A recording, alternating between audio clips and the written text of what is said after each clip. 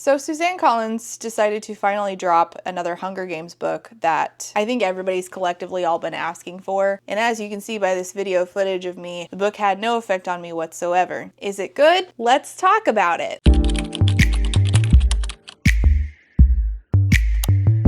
Hi, my name is Rachel and we're here to discuss Sunrise on the Reaping, the newest book out from Suzanne Collins in her series, The Hunger Games. This book is another prequel to the story. It is before the events of Katniss Everdeen. It is the story of her mentor, former District 12 victor, Haymitch Abernathy. Wait, previous victor? This is the story of Haymitch Abernathy. It is not a secret that I did not like and in fact absolutely hated the other prequel, which is set even before the events of this book that we're going to talk about, The Ballad of Songbirds and Snakes. I read it and I reviewed it when it came out in 2020, and then I reviewed it again in 2023. Listening to the audiobook of that book, that 500-page tome about President Coriolanus Snow and his backstory, and especially listening to it during the height of COVID lockdown, was beyond miserable. I can say that at the very least, if you struggled with The Ballad of Songbirds and Snakes audiobook, Sunrise on the Reaping was a much better audiobook experience. The audio for this was actually uploaded the night before release to Hoopla. And yes, I did drop everything I was doing to listen to this book that I've been asking Suzanne Collins to write for a decade. And I did listen to this on the best headphones that I have used in my audiobooking career, which is actually today's sponsor, which is Raycon. Raycon's everyday earbuds are the best earbuds for audiobooking, and they just got even better with their upgraded model. These feature active noise cancellation, or ANC mode. My house is loud. I have 2 kids, and also my house has been under construction. We had an issue with our flooring, so I'm using ANC mode pretty much constantly so I can hear my kids, still hear my book, and not have to pay attention to the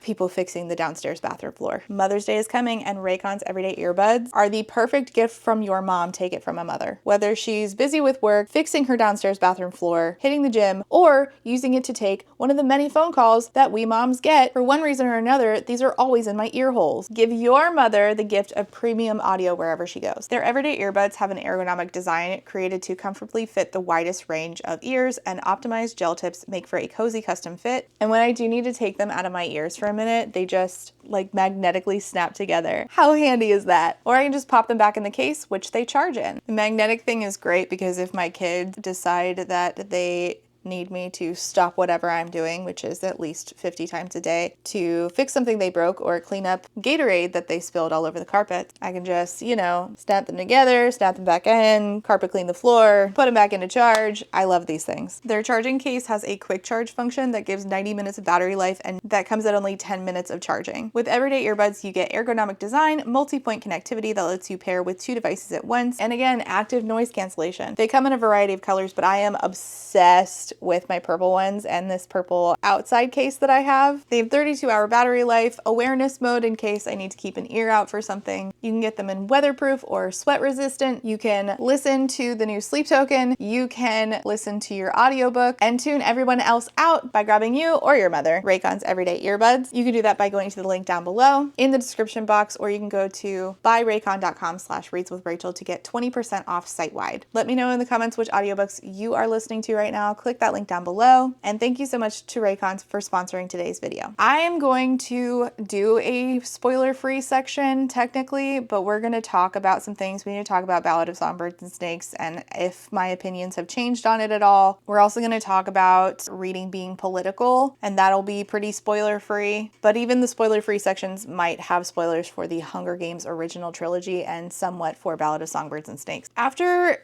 consideration, and since it's been 5 years since I read Ballad of Songbirds and Snakes, and I have read so much worse, I will raise my star rating of it from a 1 to a 1.75. And part of that is because of Sunrise on the Reaping. I think that the things that I didn't like about Ballad of Songbirds and Snakes are sort of made better by Sunrise on the Reaping. It's not perfect, but I can appreciate what I learned about President Snow's connection to the Covey in Ballad of Songbirds and Snakes. Now, having read Haymitch's story in a way that I didn't like it in Ballad of Songbirds and Snakes, I didn't think it was necessary to tie President Snow to District 12 and Katniss at all. I thought that that was kind of silly. I did get more out of Sunrise on the Reaping because I have read Ballad of Songbirds and Snakes. If you don't know about President Snow's time with the Covey or who Lucy Gray is or was, you're gonna miss some stuff. Like, you can do what you want. You can read whatever you want. You can get away with reading this story, but if you want the full impact of what Suzanne was trying to do, you're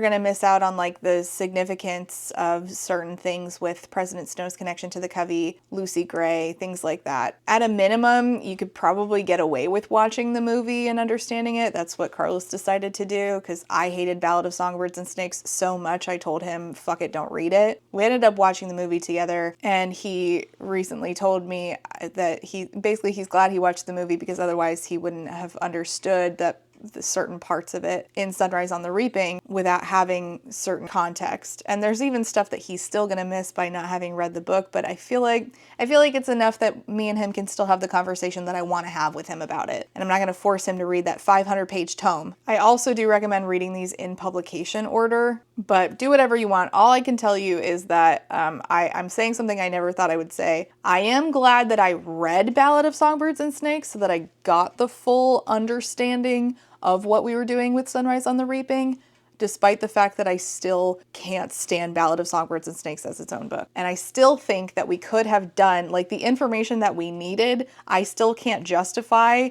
this book. Like, I don't know why we needed this book this way, in this perspective, and doing a lot of like very heavy-handed things, being like, President Snow has always been a very obsessive man. And also, I feel like people wanted to make this into a conversation of like nature versus nurture.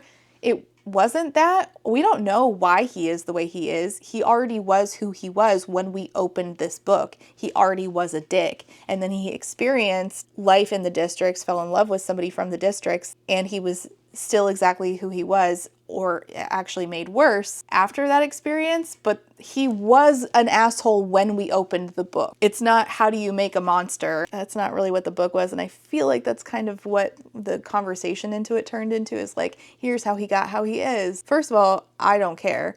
Even if that's what we were going into, I don't know why we would need to in President Snow's case of like all characters in fiction, but it's also just not what we did. And there's really no reason that it had to be from his POV. Can't think of a way to justify that. I don't care that Tigris was his cousin. There's a lot of like making things interconnected that didn't serve any purpose for me, didn't really enrich like the overall story for me. And in fact, like, Katniss was just a random person who turned into a symbol. And I think that making President Snow connected to her in his hatred, well, making his hatred because of a connection, like more potent because of a connection to his past, I didn't like that idea, and I didn't need that out of the story. Katniss could have been anybody. Anybody could have ended up in that position to be a symbol. That's what was like, I felt like was like a really interesting piece of that original trilogy. And then to find out, oh no, it wasn't that it could have been anybody. He was extra mad at Katniss because he fell in love with a girl from District 12. This is turning into another Ballad of Songbirds and Snakes rant. Every single time. I literally can't stop ranting about this book. It just felt kind of, see how it's connected? And I'm like, oh, I didn't want that. Stop elbowing me. And if we were going to do that, I feel like we could have done that a different way. I still think that like maybe making things from Lucy Gray's POV, I realize that like feels like the easiest answer, but I still feel like, well, at least I feel like that book would have been at minimum a 3.5 star rather than the 1.75 I'm willing to give Ballad of Songbirds and Snakes. Anyway, let's move on. I can't do the Ballad of Songbirds and Snakes rant again. I can, I just don't want to. I do want to discuss the necessity of this book, of Sunrise on the Reaping, and its discussion on propaganda used by an authoritarian dictatorship, because I think all of the Hunger Games do that well. A conversation on propaganda, a way for a young audience to understand propaganda in a very, very helpful way, in a very useful way. But this one, for some reason, really stood out with that theme. I'm not sure if that's, and I would need to reread the original trilogy for the umpteenth time. I think that either this book was like a standout example of that, or Suzanne intentionally wrote it to be like the most heavy on that theme of propaganda, or maybe it's just because that's just how Suzanne writes, and in 2025 it is hitting different than reading the original trilogy in 2012, which is when I read the whole thing. When I read those books, like I can't divorce how I got them and when from my reading experience of them. When I read those books, I was given them as a gift at my going away party. I was leaving to go elope and get married. I told my family, hey, I'm leaving. I'm running off to Japan to go elope with Carlos and start our life together. And so my family held me a going away party, and my adopted sister gave me a bind up of all 3 books. Well, she gave me all 3 books. I don't know if they came in a box or not. And my mom, who notoriously invites her friends who we never know to family gatherings, had invited one of her friends, who was this Christo-fascist lady who looks like every other friend my mom has ever had. I can't even distinguish her from the rest of them. All I know is that she was, yet another Christo-fascist boomer. And she turns to me when I'm holding these books and said, and I've already at this point checked out books 1 and 2 from the library and read them. So now I get to, read the 3rd book and then reread, right? So she turns to me as I'm holding these books that I'm already saying, oh, I loved the first 2, I loved the movie. And she says to me, I don't like those books. They're just too political. I didn't really consider myself to be very smart then. And now I have, a better understanding. And I wish that even though I don't think I'm like very intelligent now, I have more understanding now of like context of this conversation, and I wish I could have turned to her and said, I would love to know what you mean by that. Because I think about this from time to time, and now I think about it constantly. Like I thought about that for years. This was a decade ago. This is over a decade ago now. It was in 2012, which feels like for me yesterday because I'm old. I've thought about this for the last 13 years. I'm so old. I got married 13 years ago. That's bonkers. Anyway, I think about this now at least once a week because of the current climate that we're living in the US, and particularly after November of last year, how the book community responded, a large pocket of the community responded to the phrase, reading is political. When did book talk become political? Because I am so sick of seeing these reader unfollow parties. You guys, we are here to share books that we all enjoy. We're here to make friends, grow a community. We don't need hate in this community, and we don't need politics ruining a good thing that we have going. We'll just need to get along, and politics should not be allowed on book talk. I don't believe all books are political. I am mortified and disgusted with the book talk community. My page is not political at all.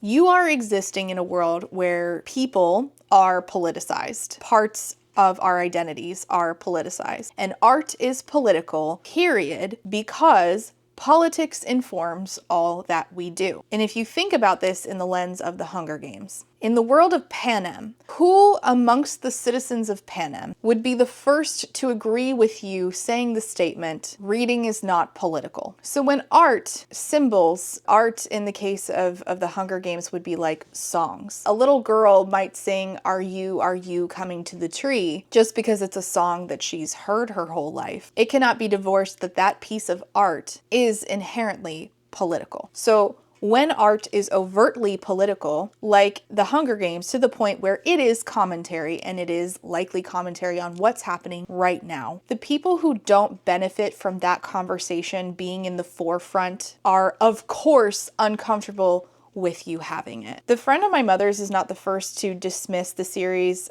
and its sequels as too political. There are people, and they typically run in the same circles. They say some art is too political, and then also art as a thing is not always political. Art is always political, and some of it is on purpose. And when it's on purpose, you're uncomfortable because you don't want art to be political. It just is. Angela Davis, who I love is a scholar, and she asserts that the personal is always political. I highly recommend reading Freedom is a Constant Struggle. It is one of my favorite nonfiction books, and it is short. You can easily read it. I highly recommend the audio because Angela Davis narrates it, as she does with all of her audiobooks, I believe. Listening to her speak it really helps me absorb it more. She has this quote in Freedom is a Constant Struggle that says, "Everyone is familiar with the slogan, the personal is political." Now, what's funny is some of you people on Book Talk are apparently not familiar with that phrase at all. So allow Angela to be the first person to introduce it to you. Quote from the book says, "Everyone is familiar with the slogan, the personal is political. Not only that what we experience on a personal level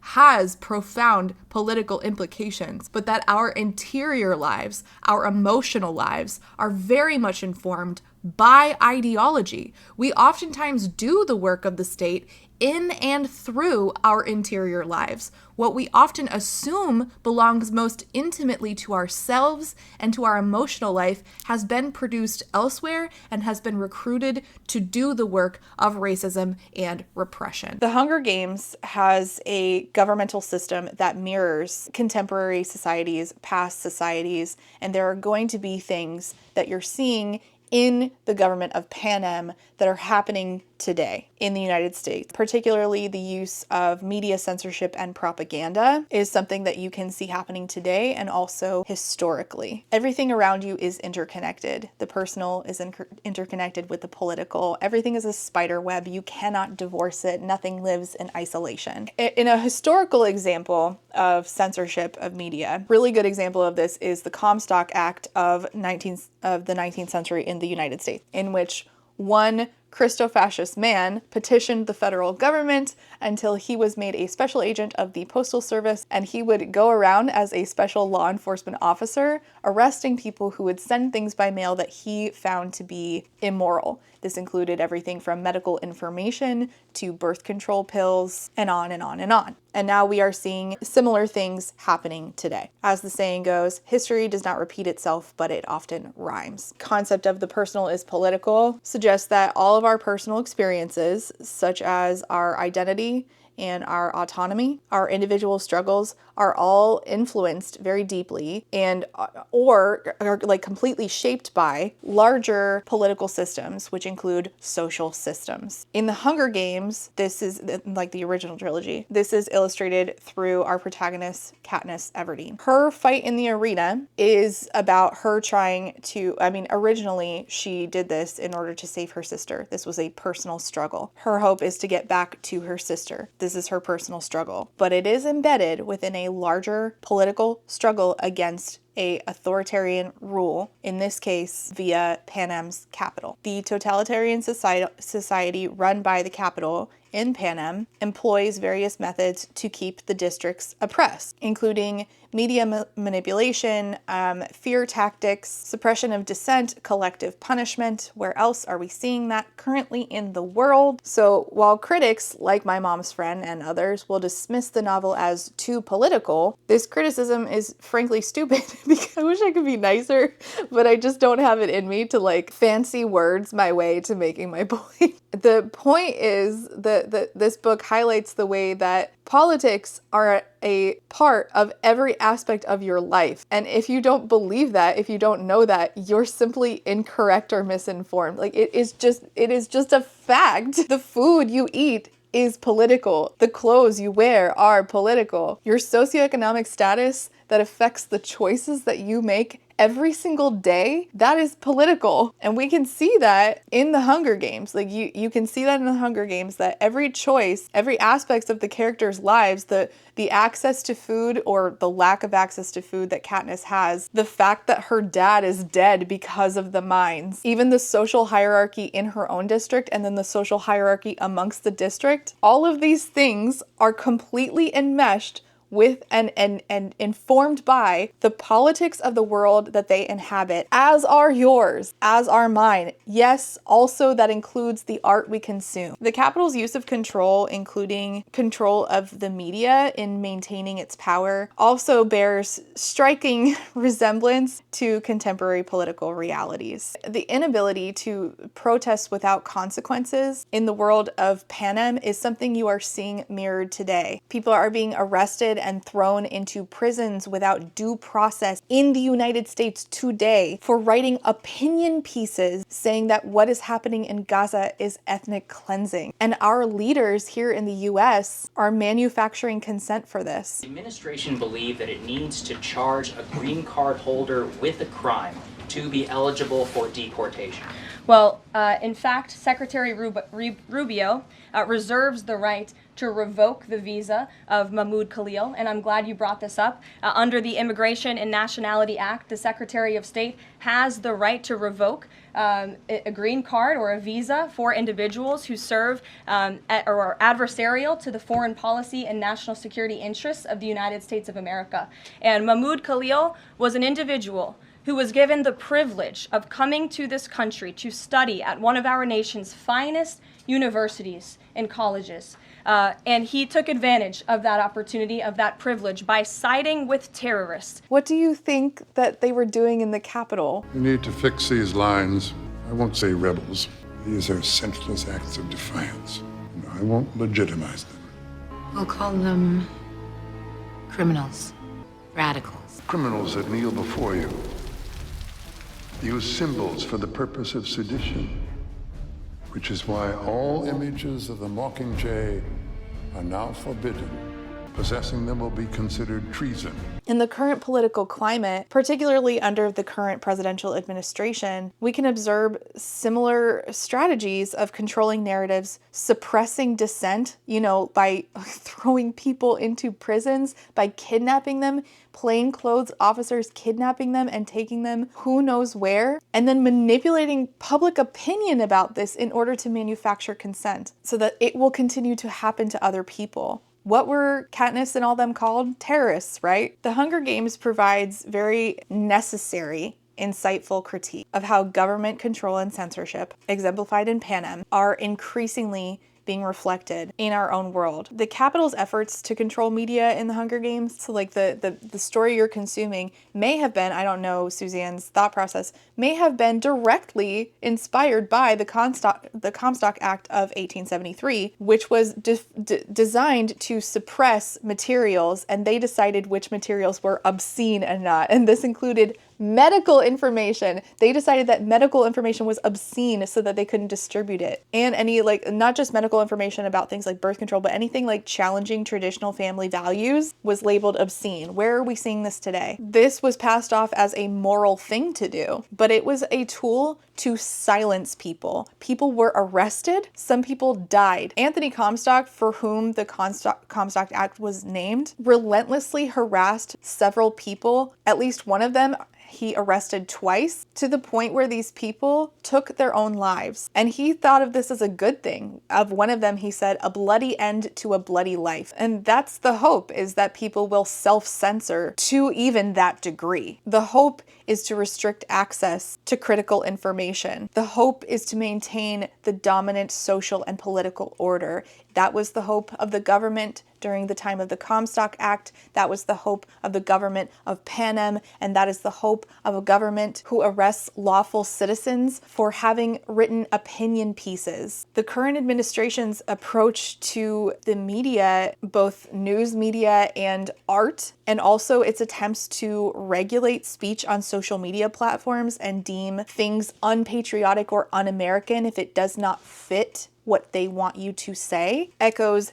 Panem and echoes this historical precedent of the Comstock Act. The point is to silence political opposition. And if it was wrong when President Snow does it, I don't know why anybody would think that it is appropriate for real world leaders to do so. And why this makes you so uncomfortable in a book that you deem it too political. If it's too political for you, then why would you not take to the streets to say it's wrong when it happens in real life? All of these efforts, whether they're carried out in 1873 in our government, today's government, or in Panem, the hope is to inspire an atmosphere of fear so that you will comply. That's the point of the peacekeepers in Panem. That's the point of the overt threats from President Snow. And that is the point of people who are lawful citizens being arrested for writing opinion pieces. Media is weaponized to preserve a particular vision of power. The oppression that Haymitch and Katniss face, whether through the reaping, the games, having lost their fathers to the mines, the capital's control over the narrative surrounding them, is both a personal suffering and indicative of the broader political issues of Panem. They are enmeshed, you can't divorce them. Everything that occurs in these books are influenced by not just the characters themselves and their emotions and their feelings and their personal matters, but also by the political realities of their world. Your journey, my journey, whether you want to admit it or not, is the same. In Katniss's story in particular, her experiences as this symbol, the Mockingjay, used by the Capitol and then used by District 13, are about identity that is created by political structures, by social structures. Katniss becomes a symbol of rebellion because of her personal experiences, but also because of politics. The personal is political means that individual identities, choices, and personal struggles are not isolated from broader political systems. It's sort of like that very well-known scene from The Devil Wears Prada where the main character Andy is like, she thinks that all of the fashion stuff is silly. And you might feel that way about politics. And then Miranda explains, oh, you think you're so removed from all of this when in fact that sweater was chosen for you. And here's the process of how it works that you feel you're so removed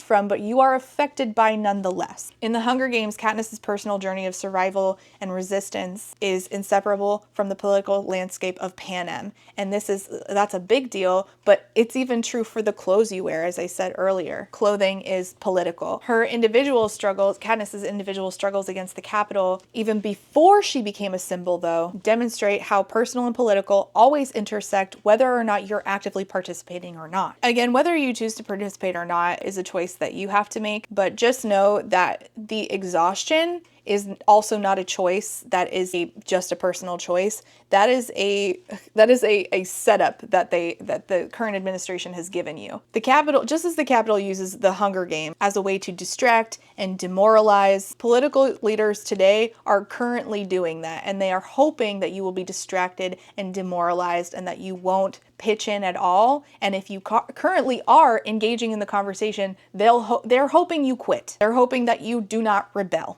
They're hoping that they can be the Capitol and that you just work hard and be part of District 1 and toe the line. They hope that you will remain distractive, or at best, what they're really hoping for is that you'll just remain passive, while more and more systemic forms of control are created and go unchallenged by you. They exist nonetheless. Even when Katniss was not actively participating in taking down those things, they were created nonetheless. They were happening nonetheless. Really good questions to ask yourself. When you're looking at the villains of your books, are they maybe emulating the current administration of the country that you reside in? What do your leaders and President Snow have in common regarding things like media control and misinformation, weaponizing nationalism and patriotism against people to label some people terrorists so that you will consent to them being taken away and harmed, and the demonization of dissent entirely. Oh, you're criticizing the government? You're un-American. Or be afraid. Do not criticize. Do not dissent. Say nothing to keep yourself safe. So if you are of the mind that The Hunger Games is too political, or you're of the mind that reading is not political at all, that the art that you consume is not already political, and the way that you consume it is not political, which it just is. Either way, you're incorrect. The Hunger Games is exactly as political as the world that you live in, which is to say, very much so. That is entirely the point. The parallels between Panem's government and modern day political strategies are unsettling, but also instructive. The Hunger Games was a cautionary tale about the dangers of unchecked power, media manipulation, erosion of democratic values, and how the personal is always political. Now with Sunrise on the Reaping, we see the parallels between Panem's government and modern day political strategies when acts of rebellion like Haymitch's seemingly fail, at least in the short term. As the book says, snow falls on top, but the sun always rises. I have to take a break before I get into the rest of this book. I think I need to take a break from talking about the unfortunate reality that we live in for a second, and then we're gonna deep dive. Recently I filmed a video outdoors because my child was outside and I needed to multitask, and some of y'all were like, I like the outdoors. So we're outdoors again because if I have to get in front of my ring light, I'm gonna stab someone. I don't want to be in front of my ring light. So we're gonna do some of this video outside. I hope you like the outdoors. The birds don't seem to be out today, which is good because that one bird and I hate each other. I have like an outdoor chair, it's actually right here, that I hang out on while my kids ride their bikes and do chalk and stuff. And I left it outside one day, and when I tell you the top of that chair was literally just covered in, it's like he just sat there and shit all day long. Anyway, the way that President Snow hates mockingjays, I hate that bird. So we're gonna do a little bit of this outside. This is a little embarrassing. If any of my other stay-at-home mom neighbors are watching, please look away. So this book starts out with quotes to really get you like in the feel for this is not gonna do. So this book immediately starts out with quotes that try to give you exactly an idea of what we are heading into. All propaganda is lies, even when one is telling the truth. I don't think this matters so long as one knows what one is doing and why. George Orwell. A truth that's told with bad intent beats all the lies you can invent. William Blake. Nothing appears more surprising to those who consider human affairs with a philosophical eye than the easiness with which the many are governed by the few, and the implicit submission with which men resign their own sentiments and passions to those of their rulers. When we inquire by what means this wonder is effected, we shall find that as force is always on the side of the governed, the governors have nothing to support them but opinion. It is therefore an opinion only that government is founded, and this maxim extends to the most despotic and most military governments, as well as the most free and most popular. David Hume. And the last quote is also from David Hume, and it says that the sun will not rise tomorrow is no less intelligible a proposition and implies no more contradiction than the affirmation that it will rise. Now, I need to be a little bit fair and say that I am biased reading this book. Like, moving forward, please know that this is a biased review because I'm a person, and it's okay to admit that you are biased. There is no such thing as unbiased reviews unless you are not a human but a computer, which I am not. So there are things that were done in this book, like a little bit of heavy-handedness, that I gave a pass to in this book that I fully admit I did not give a pass to in The Ballad of Songbirds and Snakes. I admit that that is a bias, that I let things go in this book that I did not otherwise let go in The Ballad of Songbirds and Snakes. When Suzanne was a little heavy-handed, I was like, this is Hamish's book. I'll allow it. Some of you are not going to be able to get past it. Okay, the curtains are fucking me up. Okay, I moved the curtains, so we should be good. The point is, some of you are not going to be able to get past the heavy-handedness that is present in this book. So like an instance of that is the quote where it talks about implicit submission. Those exact words are gonna come up. It happened. There's a sentence where it says, no more implicit submission for you, Hamish. And I get it fully. If you read this and you're like, this does almost all the same things that I hated in Ballad of Songbirds and Snakes, I don't like it. That's fair. For me, as a biased human, I liked it. There are things I gave a pass to that I would not have given a pass to otherwise. Oh my God, my mother just texted me and said, is this what you're looking for? Because I was looking for the book to buy it for my niece the other day. I'm so serious, she just texted me this. It's 12:36 p.m., it's currently 12:53. But I will say that the way that this book talks about propaganda, and it set the tone for that with those quotes at the beginning, I appreciate. And I think that, again, this book's intended audience is teenagers. So like when my mom says, is this the book that you're looking for? The reason she's asking that is because, again, I was trying to buy it for my niece. And I've come to find out both my nieces want to read it. Now I have bought 2 copies. And I think that for its intended audience, which is my 12 and 13-year-old niece, that heavy-handedness is not going to be an issue at all. For me, I can see it being annoying, especially if you don't care about Hamish. For me, again, I love Hamish. I don't know if I've impressed upon you how much I love Hamish yet in this video. Hamish is one of my favorite characters in fiction, and Plutarch Heavensbee is one of my most hated characters in fiction. I think Plutarch Heavensbee is a really bad person. But my nieces are not going to feel like, oh, this is so, oh no, not the exact words in the quote. They're not gonna feel that way, even if I'm like, a little cringe, Suzanne. So I guess for its intended audience, it's gonna be fine. But for us adults who are returning to this world, I don't know that that's a choice that Suzanne seems to be making like later in years that was not something that was present in the Hunger Games. And also, I really loved Suzanne's Gregor the Overlander series, and I don't remember her being, even in a middle grade series, being like, even in a middle grade series with like very sometimes on the nose things in riddles, it was a little less heavy-handed then. Anyway, the point is, you might not like it, but I was fine with it. And I think for my nieces, this is going to serve as a really important tool to teach them about propaganda, even if they don't really, it doesn't really hit for them until later in years. later years, how important and formative this piece of media is going to be for them, especially being that they live in the current climate of the United States. I think that that's another reason that I wasn't able to read this unbiased, because for some reason returning to this world right now felt like, in a weird way, despite all the horror of it, a comfort. And I think the reason for that, like, ultimately this book in particular is about what happens when revolutions don't succeed the first bunch of times. This is about a failed attempt at a revolution, or a revolutionary act that did not work out, and what happens to those revolutionaries. And I think that focusing in on that right now feels like a comfort. When we open this book, Hamish Abernathy, it's his birthday. It's July 4th.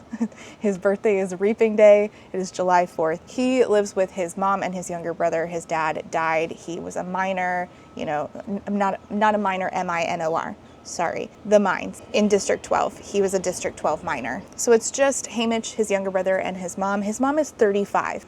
His mother is 35, which means that she had him when he was about her current age, when she was about his current age. She's currently a 35-year-old mother of two, single mom, living in an impoverished district with a mountain of laundry. And honestly, I wish we had spent this book, I feel like, rushed through a lot, which is one criticism that I will give it. I think that Suzanne probably heard all of us saying, 500 fucking pages, Suzanne, for Ballad of Songbirds and Snakes, wrap it up. Well, this one I didn't want her to wrap it up. I meant that when it was President Snow. I didn't mean it this time. I do wish that we had spent more time with his mom, but I understand. What can you do? We already know who Hamish is, and also we spend time with other people, and everybody's gonna end up dead. So do we really need to like harp on it? By the way, from here on out, this is spoilery. I don't know what to tell you.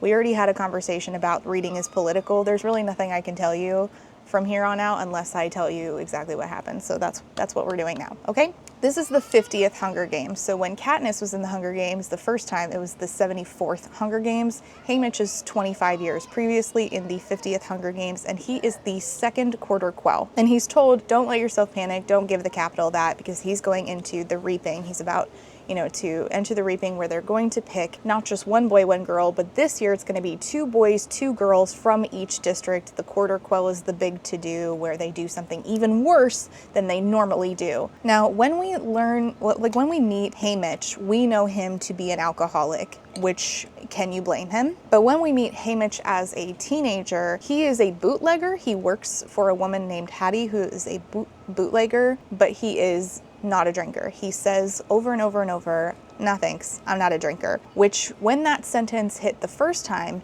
it was sad. When it hit several times later, it just kept getting worse. I didn't put a lot of makeup on today because I feel like I'm just gonna sob the whole time. His dad worked for the mines, and it's possible that his dad was trying to sabotage the mines. Other people in his vicinity or in his life that are important to him is his girlfriend Lenore Dove, who is Covey, just like Lucy Gray was Covey, which are kind of like a transient community where they weren't like locked into one district. They moved around. They were, people who their culture is like a lot to do with music, and they sort of got stuck living in District 12, but they don't consider themselves to be District 12 people. They are Covey. Lenore Dove has been arrested twice in her life already. She's a little bit of a rebel. And the thing on the cover is something that she gives him as a birthday present. It is a flint striker, and it has like the snake on it and the songbird on it, trying to, it's a little heavy-handed, trying to tie all the things together that we introduced in Ballad of Songbirds and Snakes. Something that him and Lenore Dove say to each other is, "I love you like all fire," which at first I was like, eye roll, but then I remembered like who the intended audience is, and I was like, all right, well, my nieces are probably gonna find this adorable, need to let it go. And then it grew on me after a while. Just because I'm old does not mean that every piece of media that I interact with needs to be old with me. This is still a young adult book, and again, like, I try to remember that like I'm literally handing these books off to my nieces, and I try to ask myself like, all right, even if it's not hitting with me, is it gonna hit with its intended audience? And in this case, I think so. So it is a quarter quell, so he has, if you recall, in the Hunger Games, they can get things if they put their name in more times into the, pick your name bowl. Currently, he has 20 slips of paper with his name on it, but it's a quarter quell, so he feels like it's like having 40 names or pieces of paper with your name on it because you have 2 chances to get picked this year. Sid, his brother, it says, Sid might ask someday, but why do I have to do this? And they will say this is the way things are, which I think, if I remember correctly, is something similar to what Katniss says to Prim. There's a lot of like parallels between Katniss's, first reaping and Haymitch's. There's a lot of like callbacks in a way. Well, I guess it would be the other way around. It'd be a call forward. Like, for instance, in Katniss's first games, she said, something along the lines of, they have people stationed in case you run, and there's never been anybody that has ran away in my time, and you're about to see that somebody does in Haymitch's time. So it's almost like Suzanne was flipping through her own, first Hunger Games book and finding ways to tie it back. But again, it didn't bother me, but it might bother some of you. So the mayor has to read the Treaty of Treason, and then they start picking names. First girl to be picked is a girl named Luella. Woof. She's 13, and then the other girl that gets picked is, I think she's 16. Her name is Maisley.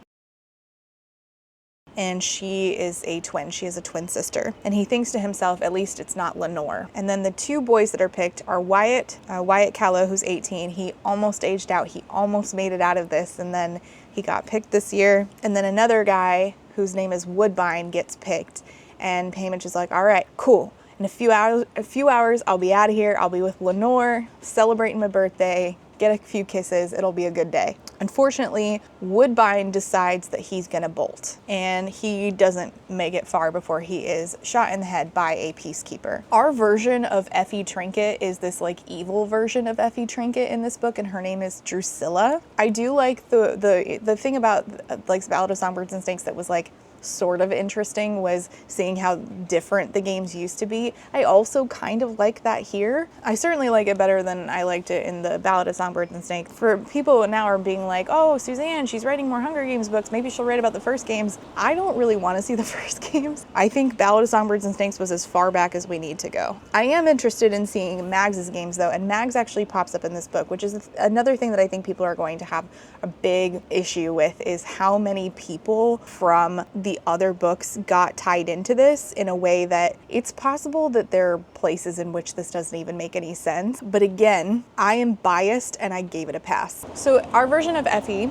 Drusilla, is mean and evil, and she's like, look at this mess the peacekeepers have made. You couldn't even wait until he was in the alley. She's like, get rid of the bloody ones, we still have to film. And Haymitch says, I realize when they show the reaping it isn't live, and this is the first time that this occurs to him. And again, I think that like thinking about my nieces reading this, I think that will be really helpful for them in contextualizing what I'm seeing on the news. How do I look for and spot propaganda? How do I look for things that were filmed that may have been doctored, and what are they wanting me to see versus what actually is? Lenore Dove, his girlfriend, is there, and she's begging the peacekeepers to allow Woodbine's mother to say goodbye to him. Lenore is like about to get roughed up, so he intervenes and he gets hit with a rifle in Lenore's stead. And Drusilla says, I think we just found our replacement. Immediately, because Haymitch did the right thing, he gets replaced, or he gets to be the replacement for the kid who was killed. Drusilla says that they should just shoot Lenore Dove, but Plutarch, Heavensby, who's there, says, I'd love to keep her for a tearful goodbye,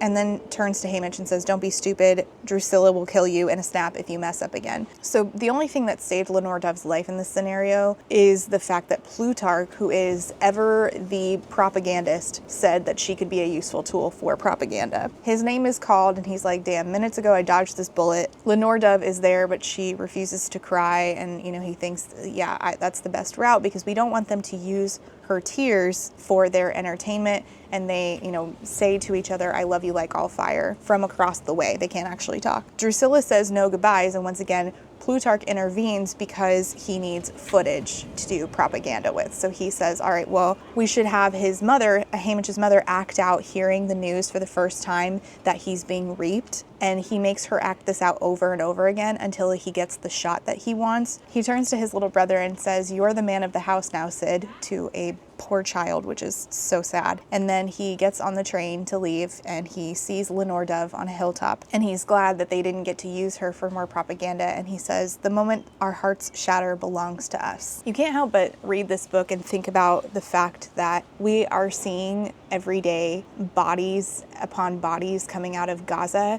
and just in order to get people to give a shit about this. People are having to share the moment that people's hearts break and use that footage, not in an insidious way like Plutarch was, but use that footage to try to humanize people and try to get them to care, only for so many people to turn around and not care. In many places reading this book, you can't help but think about what is happening in Gaza. I have no idea if that was Suzanne's intention, but it's really hard to not think about that every time you turn the page in this book and watch another person express their horror and, beg for you to see them as a person. And he thinks about how there was a girl who was previously in the games named Sarshi, who was from District 12, and his father said to her, "Don't let them use you. Don't let them paint their posters with your blood, not if you can help it." That's what Pa told Sarshi in Justice Building. That's what Ma wanted me to remember, even though, or especially because she let Plutarch use her like a puppet. So he meets mentors and the stylists. Well, the mentors are not there yet. I don't think that they could get a mentor for District 12 because there is no District 12 winner, because again, the last person to win for District 12 was Lucy Gray, who was never to be seen again. Right now what we have is our evil Effie, which is Drusilla, and our stylists and the tributes for District 12. Drusilla, evil Effie, and Maisley, one of the tributes, the teenage girl, they get into a slap fight, and Drusilla says to her, "You're nothing," and she whips her. Maisley's like, "Don't ever touch me again." So this is very different than the situation we had with, Effie, who's constantly being an apologist. Drusilla is basically treating them like they are animals and not apologizing for it, whereas Effie did it and thought, yes, but she tells Maisley, "You're on your way to an agonizing death," and Plutarch's like, I mean, she might be the only advocate that you guys have. You guys don't have a District 12 mentor. We'll try to find somebody, but there is no District 12 mentor. Okay, so I had to move inside because the wind got really bad. My neighbor's kid is crying so loud. I feel really bad. And also I came in because I needed a good cry because I found out that somebody stole my son's identity.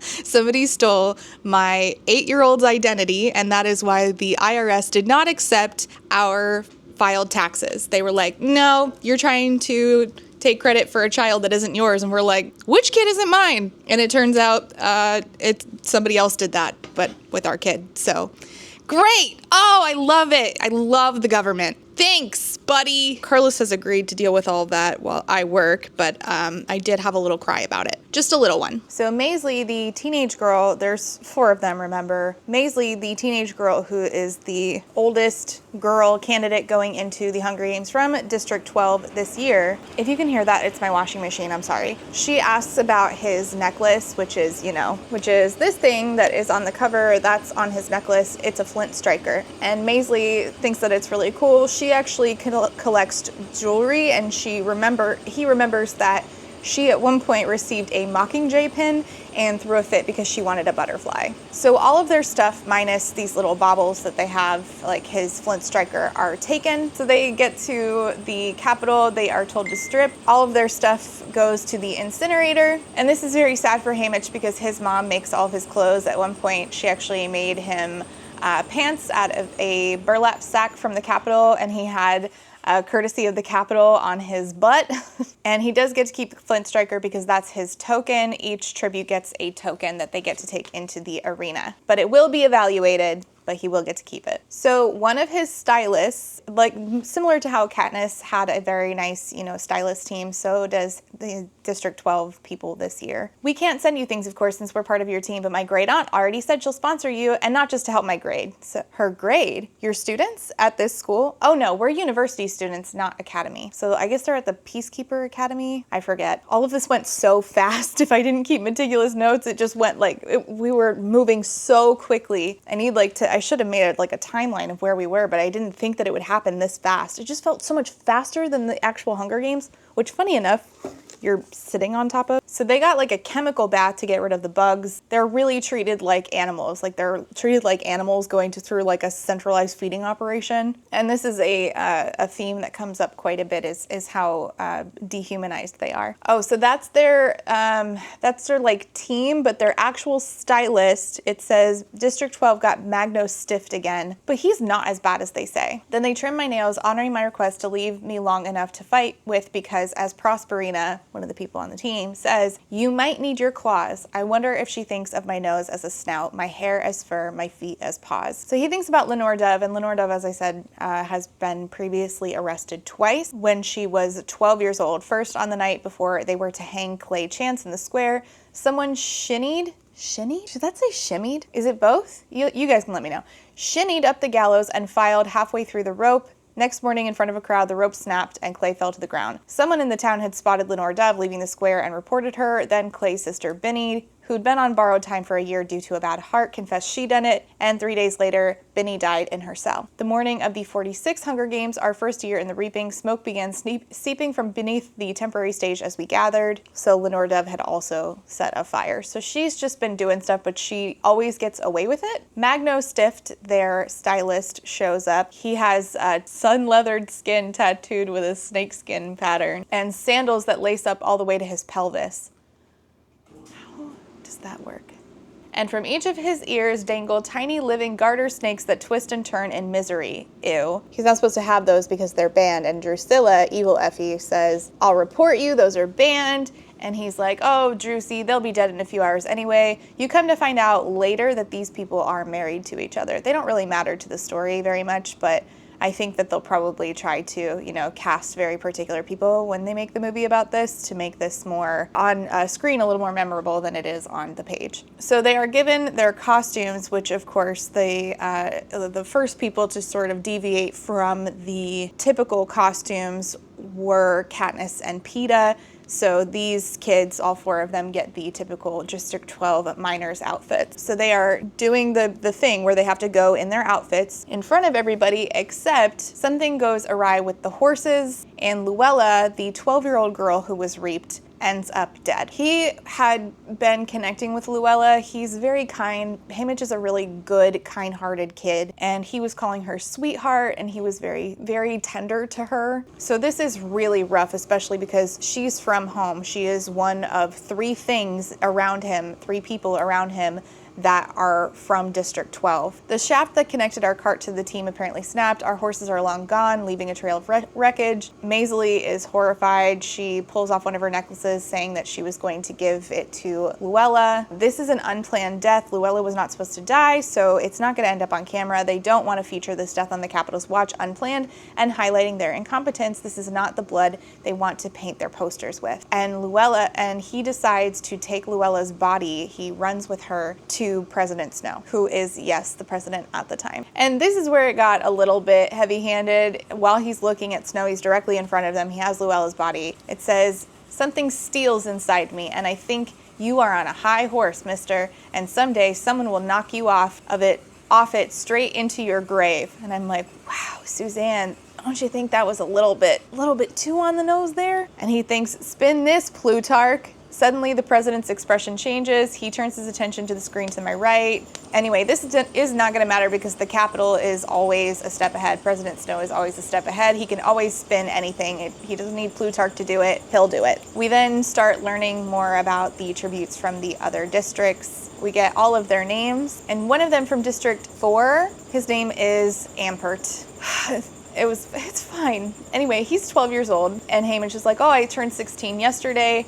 And Ampert says, "That stinks." And he makes a reference to his father early on, and you find out who his father is. And this is one of those things where it's like, we are really like bringing in a lot of people. So if you don't know yet, his father is a victor that you might recognize from Catching Fire.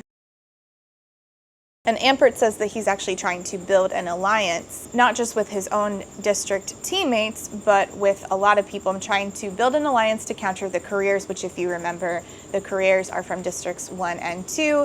They go to a special academy. I don't know if the special academy already started. I don't know at what point we started the special academy for the Districts 1 and 2. Anyways, he says, "I've got all of District 7 and 8 on board, and 11's thinking it over." And Haymitch is too sad to think about this at the time. He said, "My ally days began and ended with Luella." You get a lot of comments from the stylist team saying things like, "Oh, I'm about to be off duty, there's an after party, and I'm the only one who can make a good rum punch," one of them says, and it really lets you know how incredibly disconnected they are from the life that the tributes are leading currently, on their way to the Hunger Games, and in general how this really is a sport to them, and how they dehumanize the district kids. They do get their mentors, and one of them who shows up, that's the black-haired girl from District 3 who won last year's games. Hello, I'm Wyrus, one of your mentors. And if you remember, Wyrus was from Catching Fire. She was the very smart woman who teamed up with Beatty. She's the one who, if you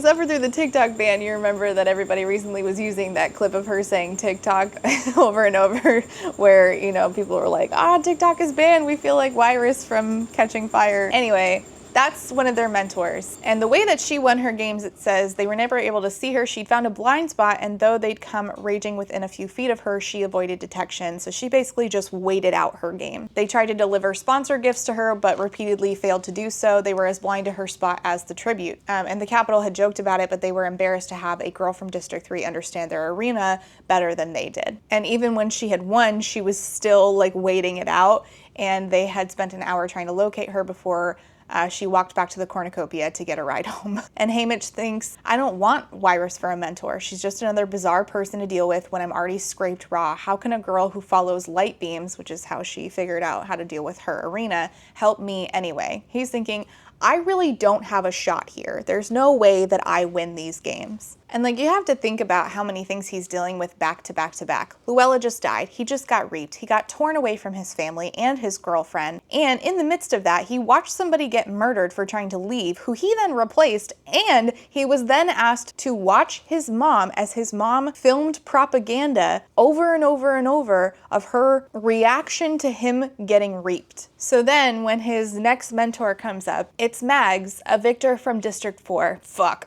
That's fine. That's actually really fine. That's actually completely fine. Okay. I'm glad I didn't wear makeup today. Well, I have some on, but I'm not doing full beat today. I couldn't do it. She looks at me sadly, knowingly, and then opens up her arms and says, I'm so sorry about Luella, Haymitch. The dam finally breaks. I step into her embrace, drop my head on her shoulder, and begin to cry. In the next chapter, it says, Lenore Dove will forever be my true love. Luella is my one and only sweetheart until he mates Candace Everdeen. It's fine, actually. No, it's really good. I'm really happy about this. No, it's really good. It's really good. It's really good. It's perfect. So they start talking about this alliance that Ampert, the 12-year-old, wants to create. Says he'll talk to Mags about it. Funny to have someone from 4 a career as my mentor. I thought the careers were District 1 and 2. So they start asking the tributes what they want. Like the team that's working with 12, they're like, what do you guys want? Because obviously you get very little choice in this. So basically, like, how do you want this to go? If you can't win, what's your second best, option? The answer seems so obvious. You want to live, but then I realized there are many desires beyond that.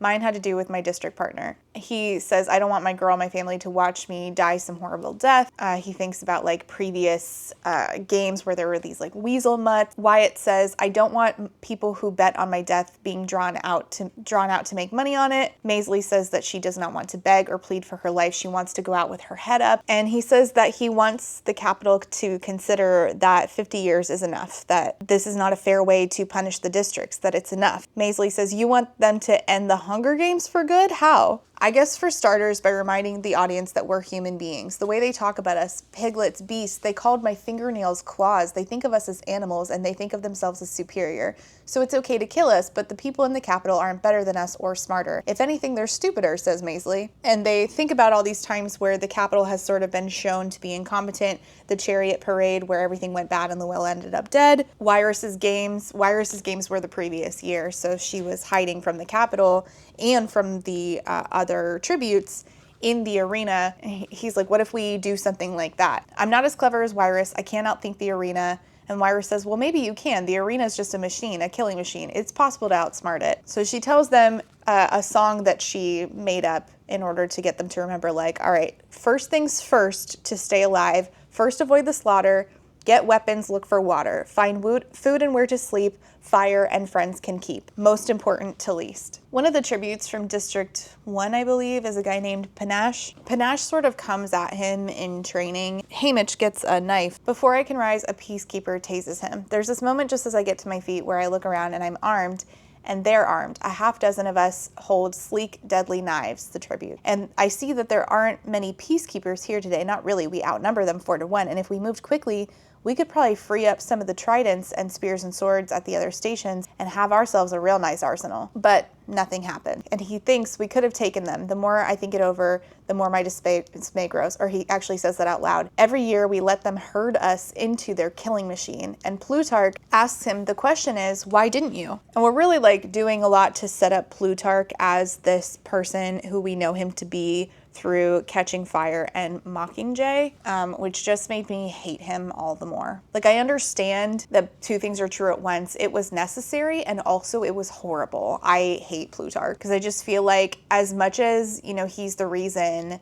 that so much of it was successful, he's also the reason that, I mean, he's just like, you just dehumanize these people too. Like, what's the difference? And Haymitch thinks he means back in District 12 as well. Why do we let the capital brutes rule us? Because we're cowards or because we're stupid? Someone else says, because you have the guns. Is it really about the weapons though? I grant you they're an advantage. On the other hand, when you consider the sheer difference in numbers, district to capital, and Haymitch says, because we don't want to end up dead. Do you really not see that? And Plutarch says, no, I do. I see the hangings and the shootings and the starvation and the Hunger Games. I do. And yet, I still don't think the fear they inspired justifies this arrangement we've all entered into. Do you? Why do you agree to it? Why do I? For all that matter, why have people always agreed to it? It's something to think about. Meanwhile, the Capitol News coverage is presenting the opening ceremony as flawless. Nothing happened to Luella. If you just watched the news, you would never know. Plutarch says to Haymitch, I am sorry about Luella, Haymitch. She was a person of substance. I could see that right off. Another person who shows up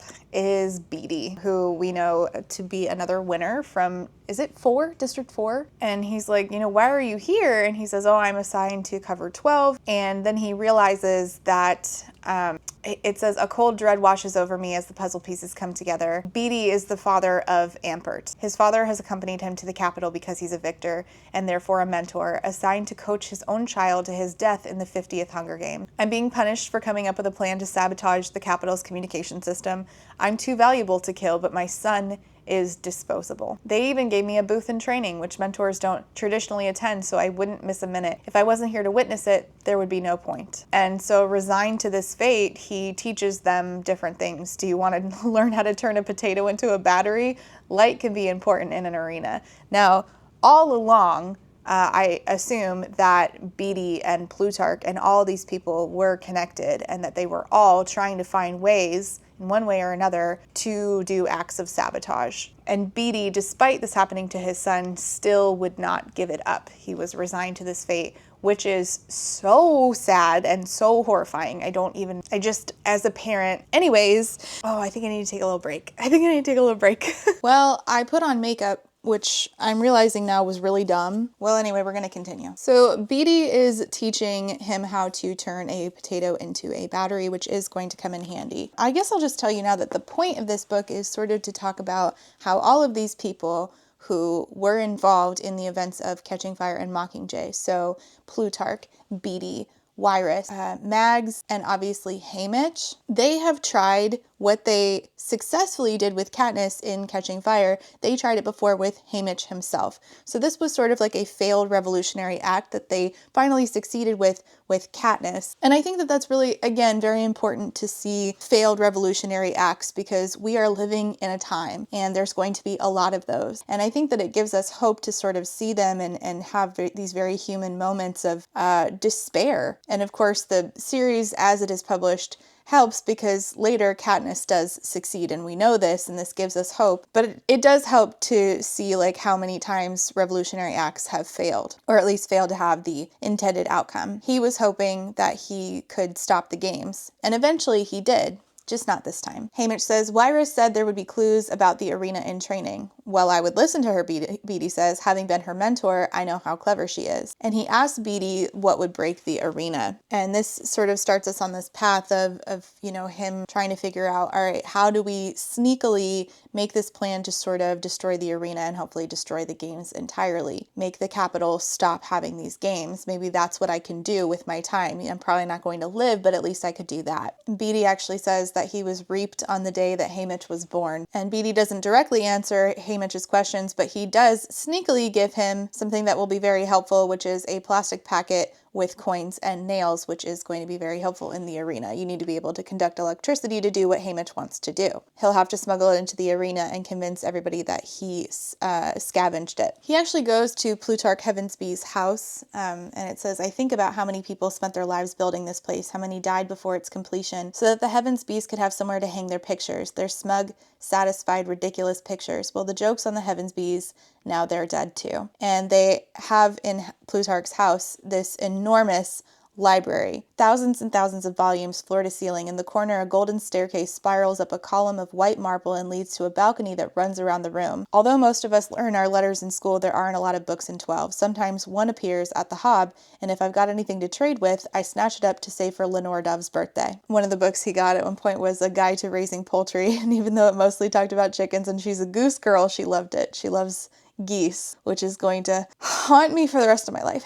He also at one point had gotten her poetry, and of this it says they can't destroy what really matters, because she was, so joyful over receiving that poetry. Do you read, Haymitch? Plutarch asks. I can read.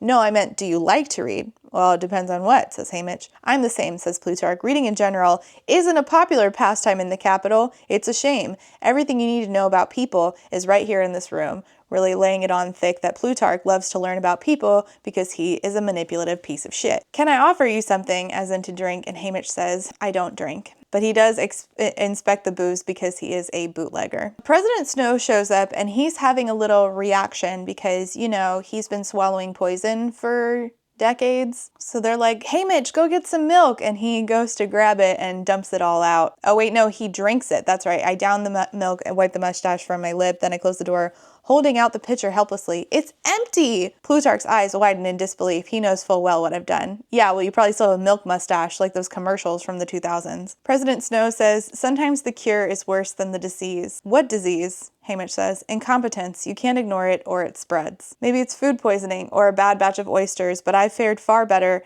than incitatus lumi. And Haymitch is like, the parade master? The parade master, Snow is basically saying, was murdered because of how the parade went badly and Luella ended up dead, which is, incompetence, and that's just not permissible in Snow's Panem. Snow peruses the wall of books before him. Look at them all. Survivors. During the dark days, people burned books to stay alive.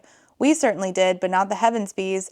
They remained stinking rich, even when the best families were reduced to squalor. So that's sort of like one of those digs that you're not really going to get unless you read Ballad of Snogbirds and So not my mouth. But even then, even though I get it, do I care? No. I hate President Snow so much. Even just as a villain, I don't like spending much time with him. I really enjoyed his interactions with, not enjoyed wow, what a great guy, but enjoyed seeing the back and forth between him and Katniss. But everywhere else, I'm like, that's enough of you. Quiet now. And Snow makes some comments that he's familiar with District 12, which if you read Ballad of Songbirds and Snakes, is true. He looks at Haymitch's necklace and says, that's a striking necklace. And it is a flint striker, so he's wondering if maybe Snow knows. From LD, who might that be? Lenore. Haymitch says, but Lenore what? No, don't tell me. Let me guess. D, that's a tough one. None of the usual suspects, but they so rarely are. He knows Lenore Dove is Covey, only they name their children this way. First name from a ballad, second a color. Amber and Ivory are actual family names. How has he unearthed this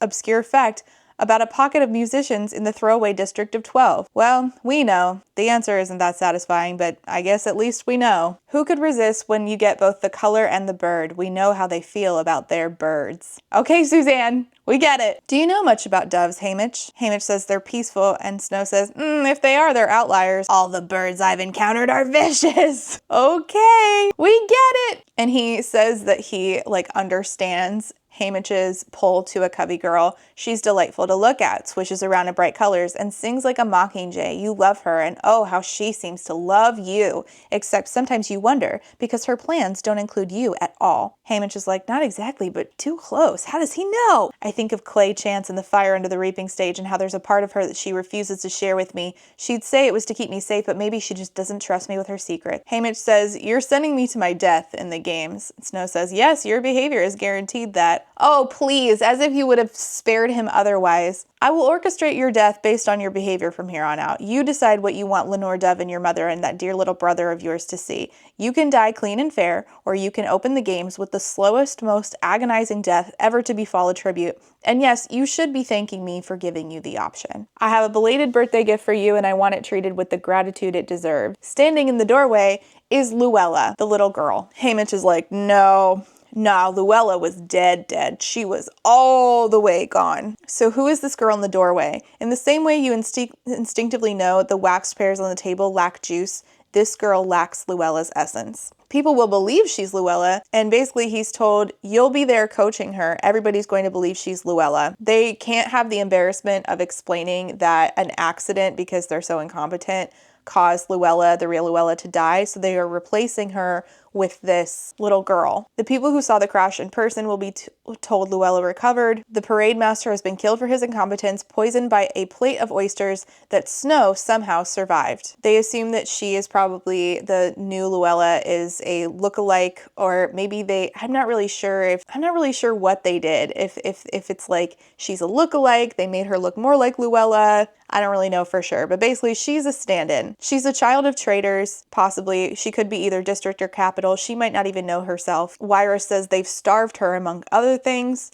There's some sort of device attached to her chest, pumping a drug into her that might kill her. I've seen something similar before. They think that she might be from 11 because of some different clues that clue them in on it, like songs she sings, and she chooses certain foods that predominantly are found from 11. So the tributes decide, the rest of the tributes, Owen, Maisley, and Haymitch, they're like, all right, well, she's little and she, has been through so much, and she's not our Luella, but she's just a kid. So they decide to take watch, to watch her. I remember Luella's hand taking mine on the train and resist the impulse to pull away when new Luella puts her hand in his. It's okay, Lulu, I whisper. No one here will hurt you. They don't know her real name, so they just start calling her Lulu. The power gets knocked out at the tribute center, and Beatty shows up while the power's out to talk to Haymitch without anybody knowing. It was actually Wyrus who, of course, knocked out the power. He says, are you serious about breaking the arena? Yes, just tell me what to do. What breaks the machine? Time, usually, Beatty says. With it comes fatigue, wear and tear, erosion, creep, but we don't have the luxury of time, so we'll need a different approach. You saw Wyrus's arena last year. Did you wonder how they ran it? These days, there's a game maker level at the actual arena to carry out orders, where previously the games were like, they had the arena and there was a place completely separate. An entire subterranean floor nicknamed Sub A that they never show the audience. On Sub A, they manage manual tasks like unleashing the mutts or stocking a feast. And Haymitch is like, all right, so what do we do? Do we find this computer, pull its plug, enter bad commands? And Beatty says, nah, we want to drown it. Arenas can require a lot of water to sustain lakes, create rainstorms, quench fires.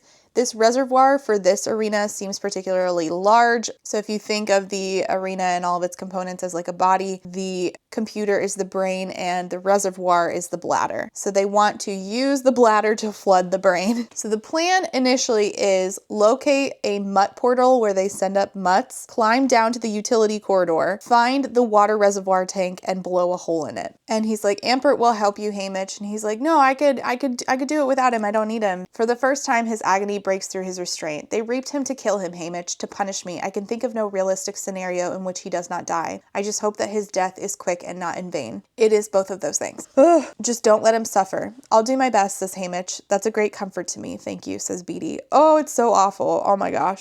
Carlos was so horrified when Ampert died. Oh, by the way, he did finish it. So if you want, I could also maybe do a review with him if you would like. They think that Lulu, new Luella is called Lulu, has a two-way audio transmitter. So they're like, she probably is being told what to do, direct her behavior. And they're like, maybe we can work with this because, the Capitol used to use Jabberjays to spy on resistance. And then the resistance was like feeding the Jabberjays false information. They also are still trying to form alliances together. The careers are on one side, and then they are forming this new team of, all the like less strong people, the less desirable people, the people that are basically, thought of as expendable. They're like, what if we just all team up and we'll be called the newcomers? In the games, they normally, as as part of like the spectacle, the game makers give like an assigned like score to each tribute. Katniss got an 11 if I remember correctly. I think Peeta got an 8 during their first games. Well, Haymitch gets a 1 because he's pissing everybody off in the Capitol, the game makers and Snow. They don't remember anyone ever getting a 1 before. Wyatt, the other boy from 12, is this very like matter-of-fact kid who's really into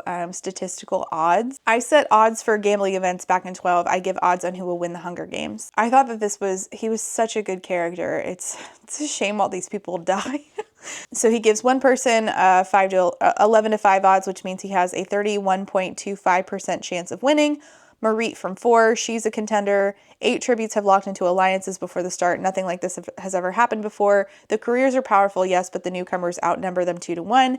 If I was betting, I'd have a look at the careers, but if the alliances really hold, if the tributes really defend each other to death, anyone has a shot. And of Haymitch, he says that he's physically fit and his behavior suggests a boldness that disturbs the game makers, and he has a good chance of winning. And Haymitch says, you don't have to like hype me up, man, essentially. And Wyatt says, no, this is my honest assessment of your chances. He's like very matter of fact. And this is Wyatt's, like his thing that could be helpful to him is at any given moment in the Hunger Games, I will know everybody's odds, how they stack up against each other, and how likely they are to receive gifts. It should keep me from making a lot of stupid mistakes. That's my advantage. And Wire says, yeah, position yourself as the smart choice for bettors, as in people who are betting on the Hunger Games. That'll make it more likely for him to receive sponsorship gifts that could, save his life. So they sort of think of Wyatt's brain as like a computer. Maisley is really snappy. She's really not nice to the Capitol people, which honestly, good for her. Go off. And they say, okay,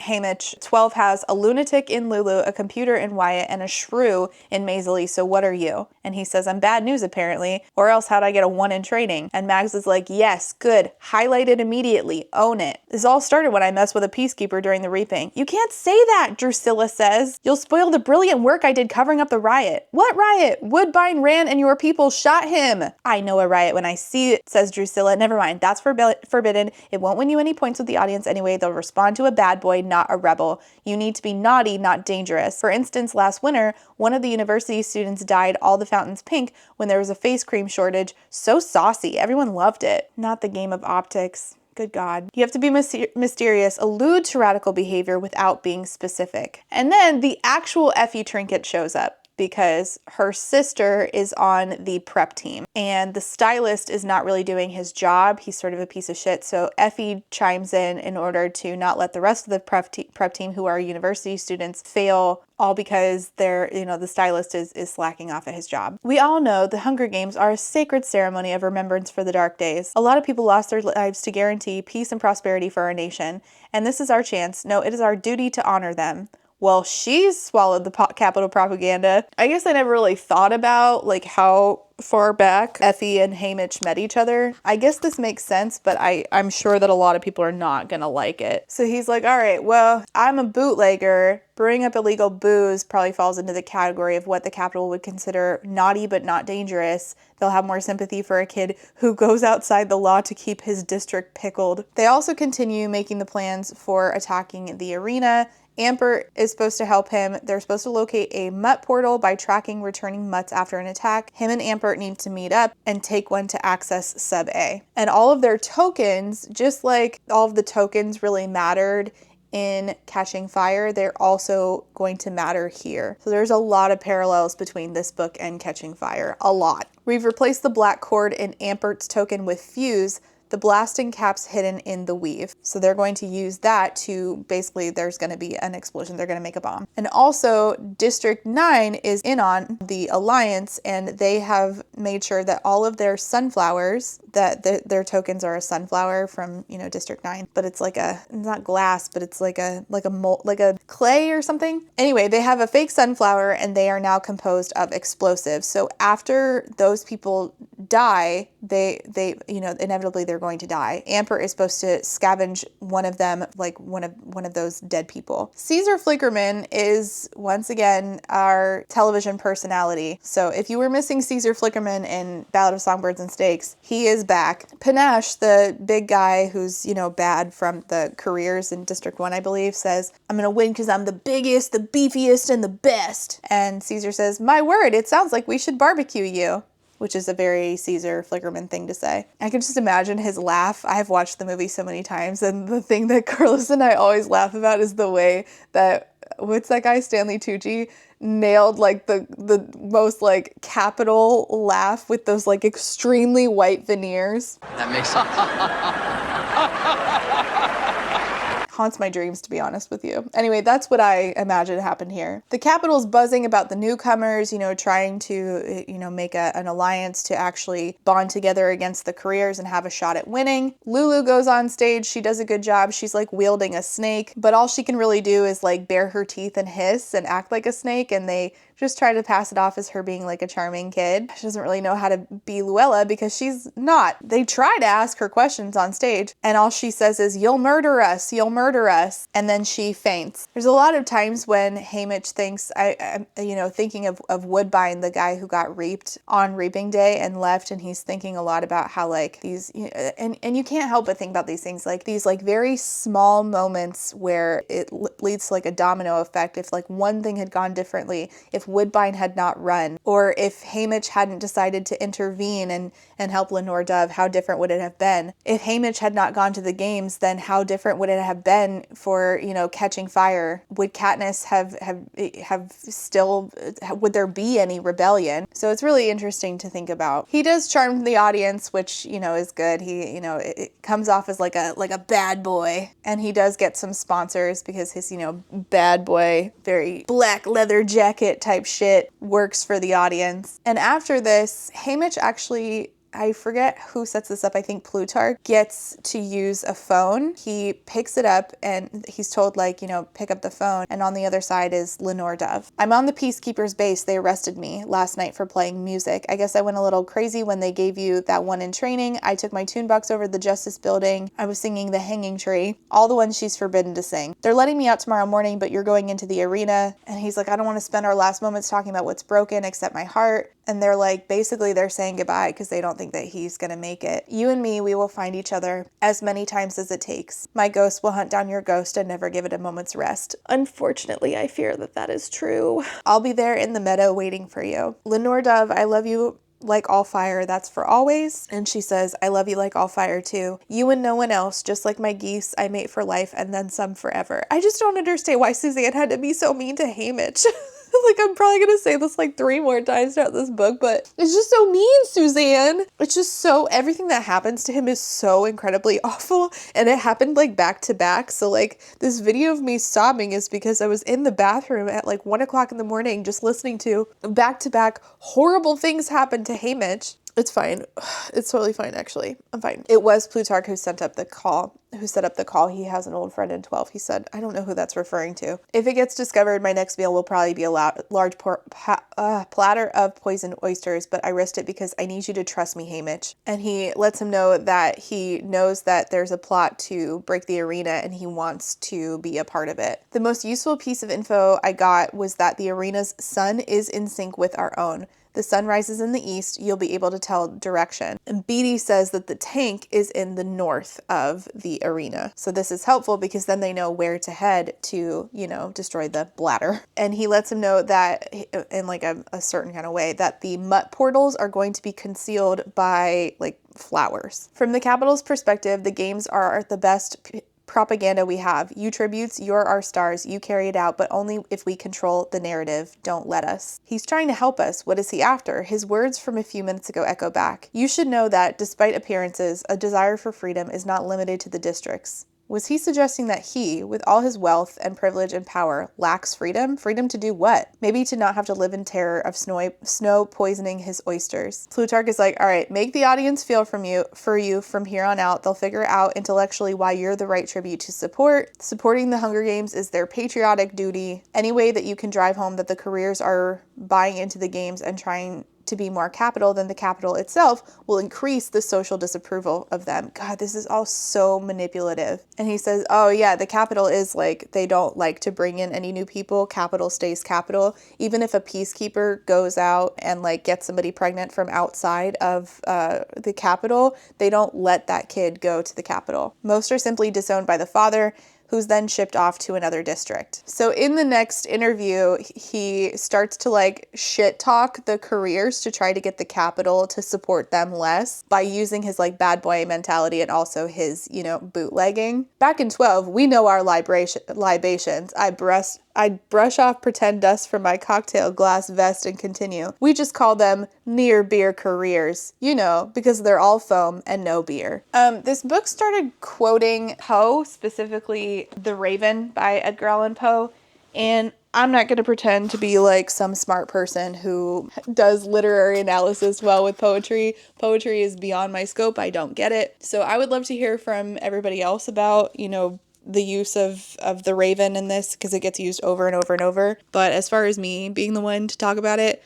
yeah, I'm not that bitch, sorry. So now with the tokens being set up so that they are basically all pieces of something that Haymitch is going to have to use to destroy the arena, with alliances formed, with the capital poised to support the newcomers rather than the careers. They have set it up so that they have made the best chance of keeping Haymitch alive long enough to destroy the arena and given him the tools to destroy the arena. But his other thing is try to keep Lulu alive as long as possible because it's the right thing to do. Try to keep Ampert alive as long as possible because it's the right thing to do for Ampert as well as Beatty. And try to have like a dignified death so that Lenore and his mother and his brother Sid don't have to watch him live through and not live through, but experience an agonizing death. So they go up through the tubes. They're in the arena. He remembers Wyrus's song of the steps of what to do first. He remembers Mag's advice, look for clues to your arena. The game makers sometimes hide little hints about the nature of the arena in their design. And then he gets into the arena, and the smell that you know, comes upon him immediately is finely crafted air that smells like flowers. It's not deadly, but it's not fresh either. Something unwholesome hides under the perfume. Within the first day, 20 tributes are dead. 20 of the 48. There's 2 tributes for each. And then there's 4 this time. So 4 times 12 is 48. Got it. So 20 are already dead, and unfortunately Wyatt, the kid who was very good at statistics from 12, he died. I can't believe how hard it hits me. The games must end here now. Every death reinforces the importance of the arena plot succeeding. He finds Lulu, thankfully. Well, I say thankfully, and then everybody ends up dead. So is it thankfully? And he takes care of her for a bit. They bake some potatoes together. Beatty taught them how to cook a potato using, you know, electricity as your way of cooking the potato through. He makes a fire, and it says he leaves it to smolder, a thing Hattie would never allow. Fire is catching. Okay, Suzanne's a little on the nose. Unfortunately, pretty quickly, she ends up dead. And into her earpiece, he says, you know, you're murderers to the capital, because he knows that they can hear him. There are a lot of mutts in this game. There's a lot of like evil butterflies, evil squirrels, evil birds. I would say that the majority of the deaths come from that alone. He ends up like making some sparks that get the fireflies or the butterflies away from him that are attacking him. And a sponsor sends him grape juice, and to sort of like keep up the pretense of like being a rascal and try to get more sponsorship gifts, he says, "Thank you, my fellow rascals from the capital." He's still having to like play a part even as he's literally watching his friends die. He finds Ampert, Beatty's son, and he again still has to play the part. Even though he's been waiting for Ampert, they have to play the part for the cameras and for the game makers. So Ampert's like, "The newcomers need you back. They sent me to find you." And Haymitch is like, "We talked about this. My scoring a 1 makes me dangerous to be around. Lulu found me and she's dead now. We didn't see the poison flowers coming." Oh, it was flowers. Oh, it was flowers, not the butterflies that took out Lulu. I don't know. So much death happened. Oh my gosh. Like as soon as the games happened, everything happened so quickly. The careers have most of the food. They've lost 17 newcomers. Panache alone killed 5 people or 6 people with a sword, and he notes how when they're given like any sort of pleasure, like any sort of comfort, it's an element designed to soothe. We're cocooned in soft pleasures as we face our deaths, but hope seems a lot like white liquor. It can fool you in the short run, but like as not, you'll end up paying for it twice. He's gonna throw out that mentality by the end of this, which is heartbreaking. Ampert and him do find a hatch that goes down into sub A, and they are come upon by genetically engineered bat mutations that are attacked by these, and then they're also attacked by squirrels, and unfortunately and horrifyingly, they tear Ampert apart, and they are specifically programmed to kill Ampert and Ampert alone. They like leave Haymitch alone. Somewhere Beatty's heart breaks into fragments so small it can never be repaired. Mine pounds like a drum as a wave of rage surges. He does break the arena in part. It keeps going anyway, but he did do it. There's a line from a poem or a song, and it says, "They hang the man and flog the woman who steals the goose from off the common, yet let the greater villain loose that steals the common from the goose." Very on the nose, Suzanne. So he did damage the arena, but he did not incapacitate the arena. The games are still going. The arena's still going. The games continue. There's a mountain in this arena, and it erupts in lava. There's lava, and there's also like a evil cloud. What if that ginormous water tank was built so they could quench the aftermath of the volcano? In bombing the tank, I may have destroyed any hope for those who survived the eruption. And he feels like stupid that he thought he could take on the capital with all its might and bring the Hunger Games to a standstill. Me, a 16-year-old kid from the trashiest district in Panem with little schooling and no outstanding skills. I'm furious at myself for not telling to Lenore to move on after my death when I had the chance. There are bunnies that seem to be helping him out somehow. He starts following them around. He gets Ampert's axe, and he actually gets into a physical altercation with Panache, that big beefy guy, and he almost dies, but then Panache gets hit with a dart in the throat. And who saved him but Maisley, also from his district, the girl who has a twin sister and a love for jewelry. So for the cameras, they say, "We'd live longer with the two of us, allies." There's only 8 newcomers left, but only 2 careers left. So there's 10 people left. And they say Wyatt would like those odds. 38 of us dead, 29 if you count Lulu, 40 if you count Woodbine. Just a smattering of us left. It doesn't seem real. Nothing here is real. They get a sponsorship gift, and it's actually bean and ham hock soup, which is like District 12's like comfort dish. Mag's trying to reach us to let us know we are not alone in our pain. Him and Maisley have become closer over this, but now like really solidifies that bond between them as they are like, you know, the last 2. They're the only ones alive from their district. What do you say to the meanest girl in town who's become your friend? No, more than a friend really, a newcomer, being tributes and not killing each other, looking out for each other with no questions asked. That's family, I guess. And so he starts calling her his sister. They find some food. They get bread rolls, spread them with nut butter, and then they put banana on it, and they're like, that is fucking delicious, which is hilarious. I don't like a banana and peanut butter sandwich, but it's cute that like these kids have probably never eaten that, and they're like, damn, that's, if we ever get out of here, we're gonna make this at home. Sadly, they are attacked by, I believe, ladybugs, and they realize that the reason is because they weren't supposed to go into a particular hedge. The ladybugs were a warning, don't go into the hedge. And Haymitch is like, I'm still trying to destroy this arena. They talk about their life back home. Did you ever want a real sister? She asks. I had 2 for a short time, twins like you and Marilee. They didn't make it. I keep wondering, will Marilee still be a twin after I'm gone? Maisley says, and Haymitch says, always. After the games comes the fallout from the games, spreading out like ripples in a pond when you toss in a rock, concentric circles of damage washing over the dead tributes' families, their friends, their neighbors, to the ends of the district. Those in closest get hit the worst. White liquor and depression, broken families and violence and suicide. We never really recover, just move on the best we can. So more people end up dead, and he is the only guy tribute left. They were attacked by basically like mutt porcupines. Haymitch gets hit in the nose by one of the quills, and it swells up like a ripe strawberry, which is hilarious. They're sitting in a clutch of Katniss, the plant, not the girl. We refuse to play their game. We'll paint our own posters, and I know just where we can get the paint.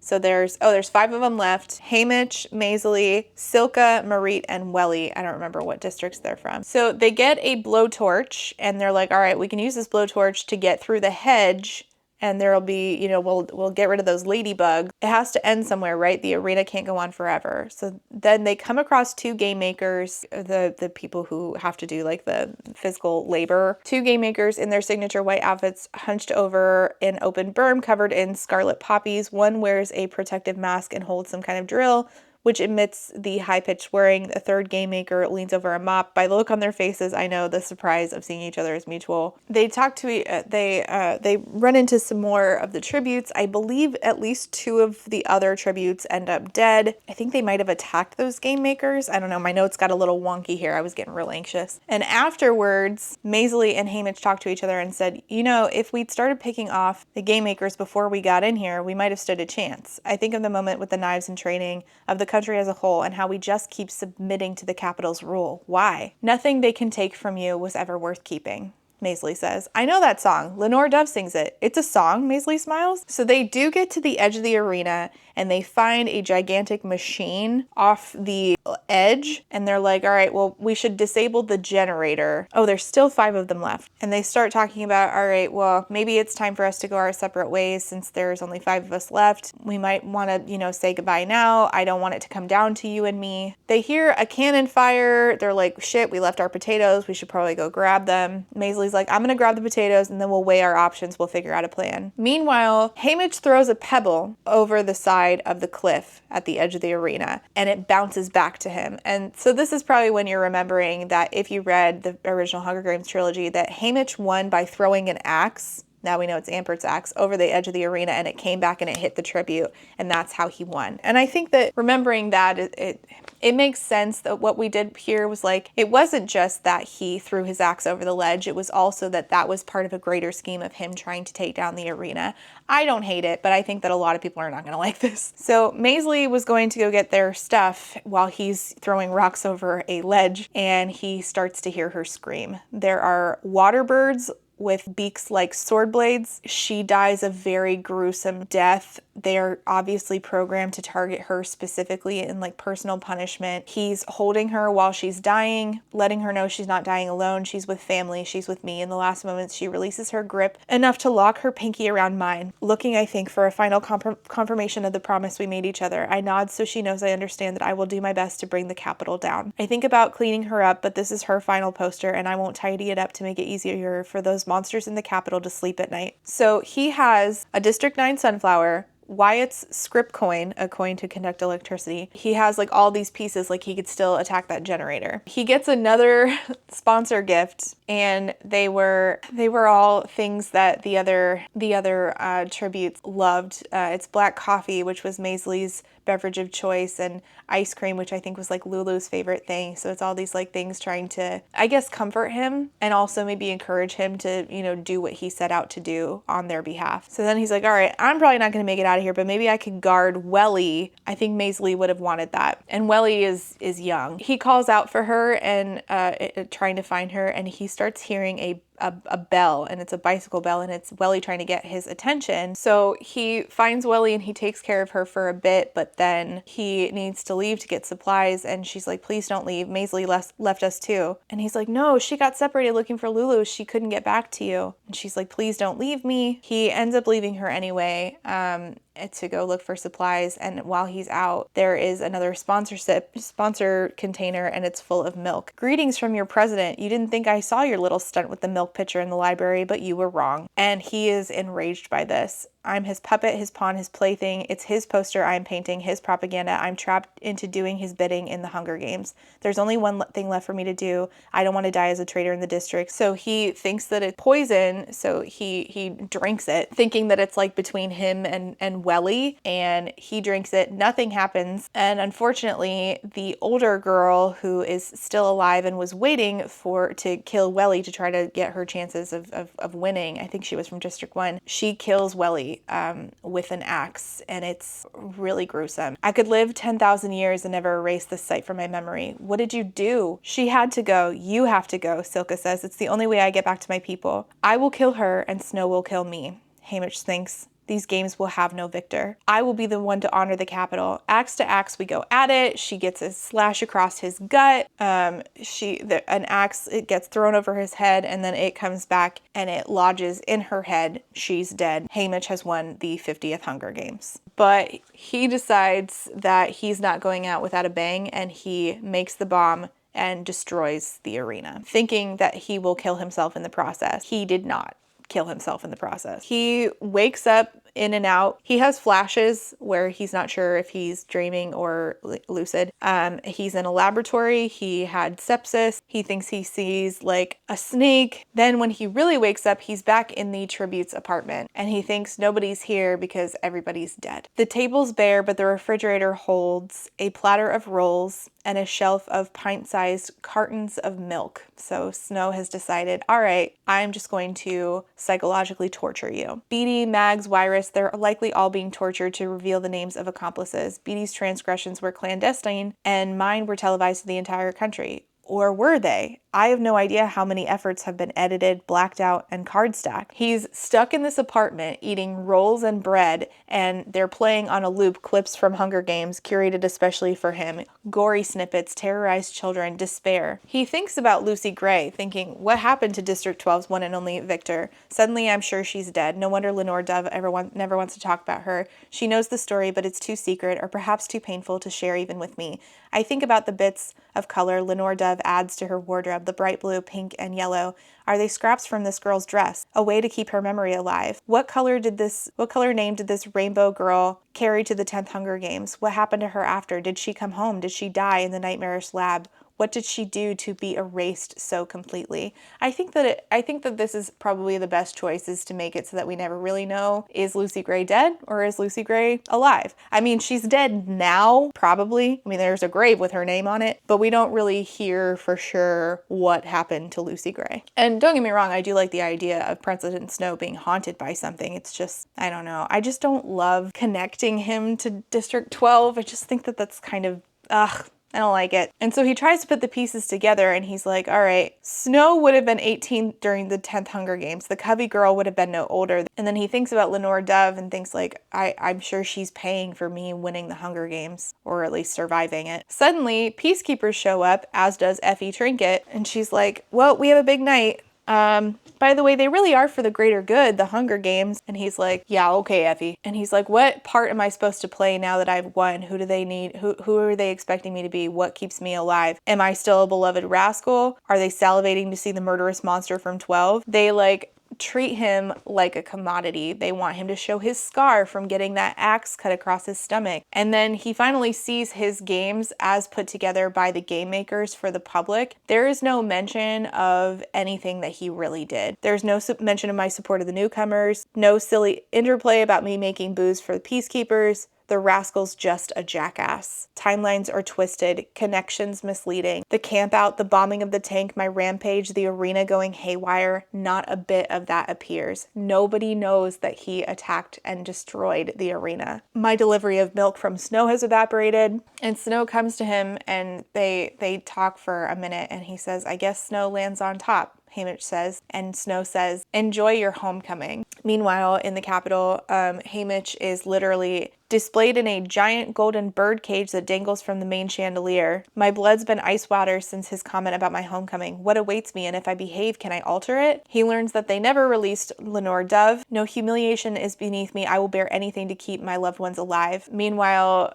President Snow gets heralded as Panem's #1 peacekeeper. No peace, no prosperity. No Hunger Games, no peace. I find it really interesting that right-wing book talk girlies are currently really mad at Emily Rath for saying that she is not a safe place for right-wingers, which at this point with lawful citizens, even I don't think anybody should be deported, but lawful citizens are even getting deported, and y'all are just quiet, and you expect Dr. Emily Rath to just be like, yes, I'm fine with you people. And so when you decide to ostracize her for having the opinion that human beings should be treated as human, which is, something that the Capitol disagrees disagrees with. I'm not sure why you disagree, but then you say they can keep Emily Rath. We have Suzanne Collins. I'm not really sure how you can think that you have brain cells actively working and not see that the Hunger Games were not necessary for peace and prosperity, just like there is no reason why people who have been living here for decades should be getting deported and being put in an El Salvadorian prison when they are not doing anything wrong. But even if they had done something wrong, the fact that you think that peace comes from a leader of the free world erasing due process, you don't see how that is incredibly comparable to Coriolanus Snow? How? You don't have Suzanne Collins. You don't even have a working brain. I just don't know how anybody sees President Snow and doesn't see direct parallels to what we are watching happen in real time right now. How? And like, of course, this is the worst of the worst, but think of being that person who was simply exercising their free speech, whether or not you agree with it, and then getting rounded up on the street for exercising free speech and being sent away to God knows where with no due process. You don't think that that's incredibly similar to Coriolanus Snow's Pan Am government? You don't see the parallel there? We still have Suzanne. No, you don't. You don't even have reading comprehension. Okay, now that I've gotten angry, let's cry. So he gets on the train to go home, and as he pulls up in the train, he notices that there is a fire. Maybe it's not mine. I know it's mine. Ma and Sid are being burned alive. His neighbors tried to save his mom and brother, but they burned alive in his house on the day he came home in the train. And he says, let me go with them, please. They don't let him run inside of the house. Lenore Dove has a hearing with the peacekeeper base commander, so he can't see her yet. He sees Maisley, except it's not Maisley, it's Maisley's twin sister. Her face crumples into tears. He knows that the fire was ordered by President Snow. It was arson carried out in such a way that my family could not even make it to a window to escape, ordered by Snow for my homecoming. And they said, well, your new house is in Victor's village anyway. He goes to Lenore Dove's house and listens to her in her house talking to her parents, and she, wants to leave, and they're like, all right, well, you're on house arrest. But she sneaks out and he goes to meet her, and she has a bag of gummies that he, I believe, had sent to her. Then I noticed the gumdrops, not a variety of colors, not a rainbow. They're all a deep blood red. I remember Snow's rose, his final words to me, and the pieces fall into place. Spit it out now. Her knees give away. I can't stand up. I pull her back to her feet. She's dying. She was poisoned by the gummies that he had sent her, that Snow got a hold of somehow. And she said, don't you let it rise on the reaping. I can't stop it. You know I can't stop it. Oh no, don't leave me with that. Don't leave me at all. No, I'm actually really good. I'm actually completely fine. It's really good. I'm really happy right now. After this, he constantly dreams about it and thinks that if he can just check the bag, remember to check the bag and take out the gumdrops. I remember President Snow's crystal clear message to me on my homecoming that I will never get to love anyone ever again, nevermore. It says that he drives anyone and everyone away who he ever considered dear to him. Old neighbors, Hattie, customers, schoolmates, Blair, and Burdock. Eventually, he's so upset that one of his friends won't leave him alone that he throws rocks at her head. Her name's Astrid. I think one of these people might be Katniss's parent. He throws rocks at one of his friends until she finally leaves him alone. A peacekeeper slides an envelope of money in my Victor winnings under my door every week. I drain the bottles of sleep syrup to escape reality only to feed her gumdrops in my dreams. Fuck.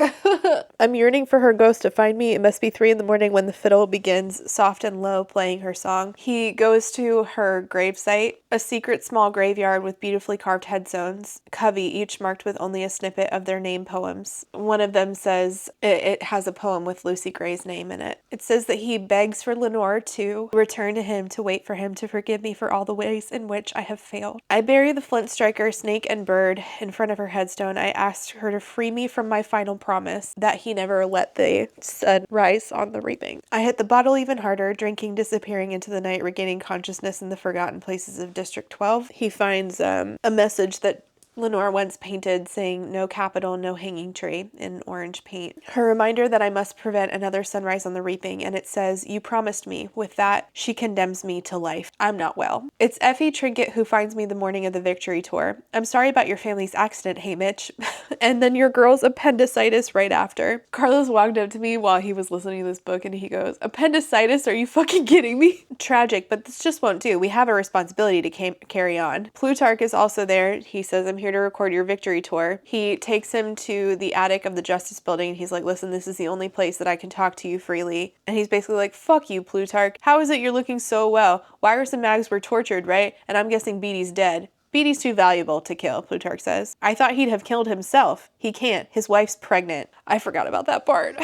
Fuck. Besides, he wouldn't let Ampert down that way. Oh, I see. He's going to overthrow the capital, is he? Maybe one day, Plutarch says, but we can't do any of us do it alone. You demonstrated a lot of nerve and intelligence in that arena. We need your help. And Haymitch says, I am living proof that the capital always wins. I tried to keep the sun from rising on another reaping day. Plutarch says, maybe it will take generations. We're all part of a continuum. Does that make it pointless? Maybe next time we'll get luckier or with better timing. He says, I have nothing to live for. And Plutarch says, then you have nothing to lose. That puts you in a position of power. And he says, and oh man, this needed to be said, you think you're a good person, don't you, Plutarch? You think you're a good guy because you told me about the sun and the flowers, when what you really did is help create the capital's propaganda and broadcast it to the country. 49 kids died for it, but you gave it the old heavens-be spin, and in that propo, you're some kind of hero. Plutarch says, I'm nobody's idea of a hero, Haymitch, but at least I'm still in the game. I hate him! I hate him so I know he's right, but I hate him so much. I know he's right that, like, it is necessary, but also, is it necessary? I don't know. Who is the most moral person in war is sort of Suzanne's whole conversation. Just know that I hate Plutarch. And so he just resigns himself to the fate of every year for his birthday, I will get a new pair of tributes, one girl, one boy, to mentor to their deaths, another sunrise on the reaping. Okay, so in the epilogue, it is the future. I first saw the girl at the Hob when she was just a baby. Burdock was so proud of her. Oh, Burdock was his friend who was Katniss's dad, right. He toted her around everywhere. I didn't want to have anything to do with their memorial book after the war. What use? What point? To relive all the loss. But when Burdock's page came up, I had to mention him showing me Lenore Dove's grave. And then it says that Katniss one day comes up to him. This is after everything that happened in Mockingjay. Katniss showed up with a basket filled with goose eggs, not to eat, to hatch. What? Not to eat, to hatch. Oh man. She's the one who finally kept that sun from rising. My liver's wrecked and I only dry out when the train's late. I drink differently these days though, less to forget, more out of habit. And he still sees Lenore Dove's ghost and he still tells her, oh fuck, I love you like all fire. And in the acknowledgements it says, thanks for once again returning to Panem and investing in these characters and their struggles. Even when you know the eventual outcome, the snow may fall, but the sun also rises. Oh, I'm gonna take a break. I'm fine. So what did we learn? I think that, as you can see by just that sentence in the acknowledgements, that Suzanne Collins does not agree that right-wing book talk girlies who support certain things happening currently right now have Suzanne Collins. As Vin Diesel once said, you never had me, you never had your car. To me, this was exactly what I was hoping for, sobbing and all. This is exactly what I was hoping for. I do admit again that I am so biased. This is the book that I've been asking for, and it came out at exactly when I personally needed it. However, I think that for a lot of people this is not going to work. I think that people who loved the original trilogy and hated Ballad of Songbirds and Snakes are probably going to feel kind of mediocre about this book, and I think that that's fair. I think that some book talk right-wing girlies are going to give this a 1 star and call it too political. That's what I think. I think that it's going to make them retroactively hate the Hunger Games when they figure out how much Suzanne has not and has never been on their side. It sort of felt like a shoulder hug from Suzanne, and I appreciate that for, it doing exactly what I wanted it to do. A lot of people are now saying, let's get Wyrus's story or let's get Beatty's games, and I'm like, I don't think I need any of that. I'd be interested in seeing if we can do anything with like seeing the careers and seeing any sort of like descent in the careers, or even like seeing even before that, I'd like to see how Panem became Panem. I do love the angle of watching revolutions fail, but I only love it because I know that eventually, again, snow falls on top, but the sun always rises. So I have hope even watching all of this horror because of that. But no more snow books. No more of that. I also don't need a Plutarch book at all. I really and truly hate that guy.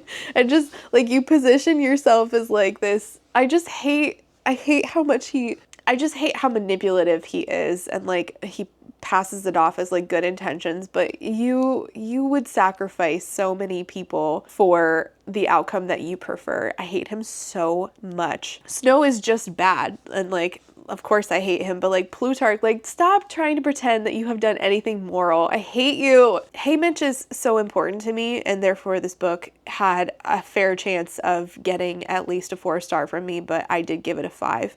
Again, that's a completely biased review. I don't know what to tell you. I am who I am. I'm a Haymitch girl through and through. This is exactly what I wanted it to be and more.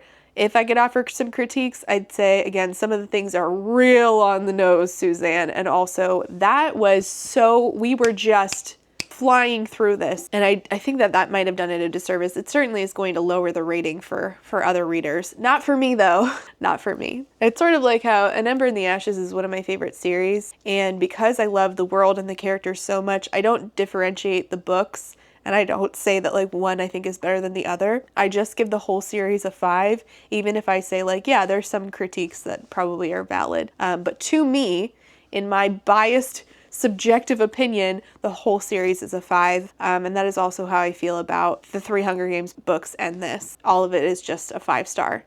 Fuck Ballad of Songbirds and Snakes though. I hate that book so much. I'm glad I know some stuff, but like, couldn't have just emailed me about it?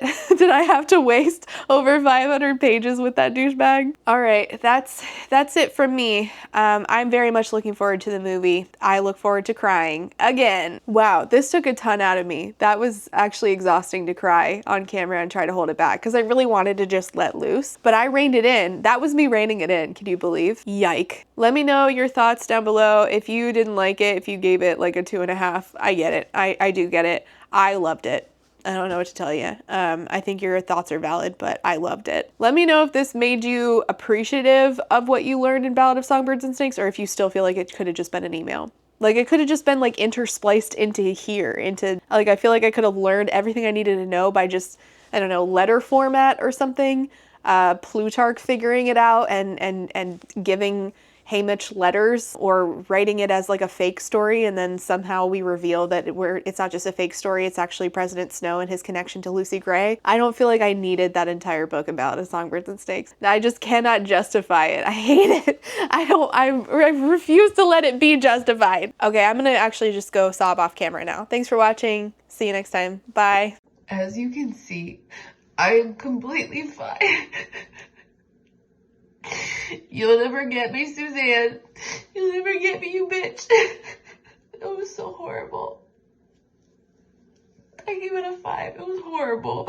And before I go, I have to say thank you for being a friend to my Therapy Bills patrons, and those are Alexander, Andy Mason, Ashley H, Astra, Barry B, Call Me Kodiak, Choco's Homesick for Taiwan, DJ Rocktopus, Ellie, Emerald Dodge, Eric D, Jade L, John E, K, Kaleno K, Katie Ann, Quinn, Lady Kittybug, Lady Chips, Lemon Jelly. Y'all put food in your name, and I'm always doing this at lunchtime and I always get hungry. Lex, Other Lex, Lily, Mataraptor, Megwin Rose, Melissa, Minby, Mixer Boneless, Alice, Peggy Lou, Rain, Reese, SJ, Scarlett, Samar, SMK, Spoopy, Steph B, 3 raccoons in a trench coat, Tori, Urchin Audrey, White Raven 13, and Zorvictia. Thank you all so much for being here and for being a friend.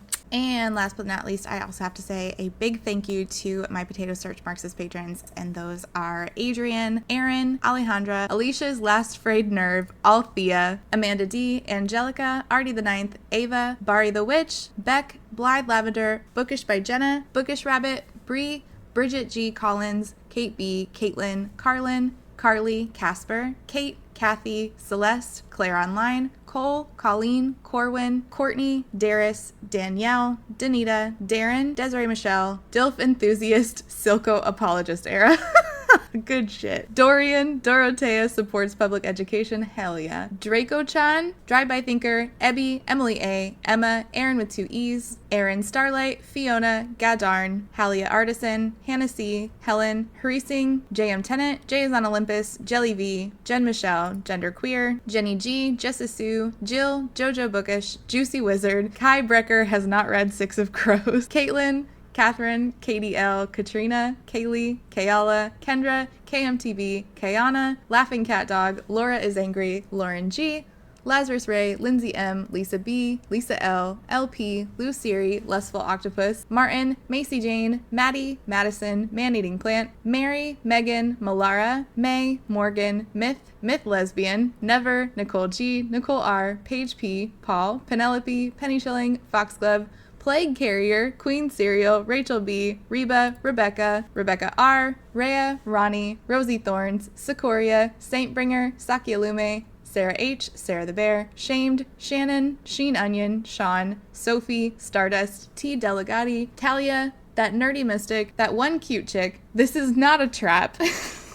Tiana, Too Thick to Work Today. Oh my gosh, I forget how unhinged it gets at the end. Triple M, Taito Phoenix, Unicorn Jenny, Waves, Wobbs, Writer A, and last but not least, Zayden's award-winning Eggplant. Thank you all so much for being here and for being a friend.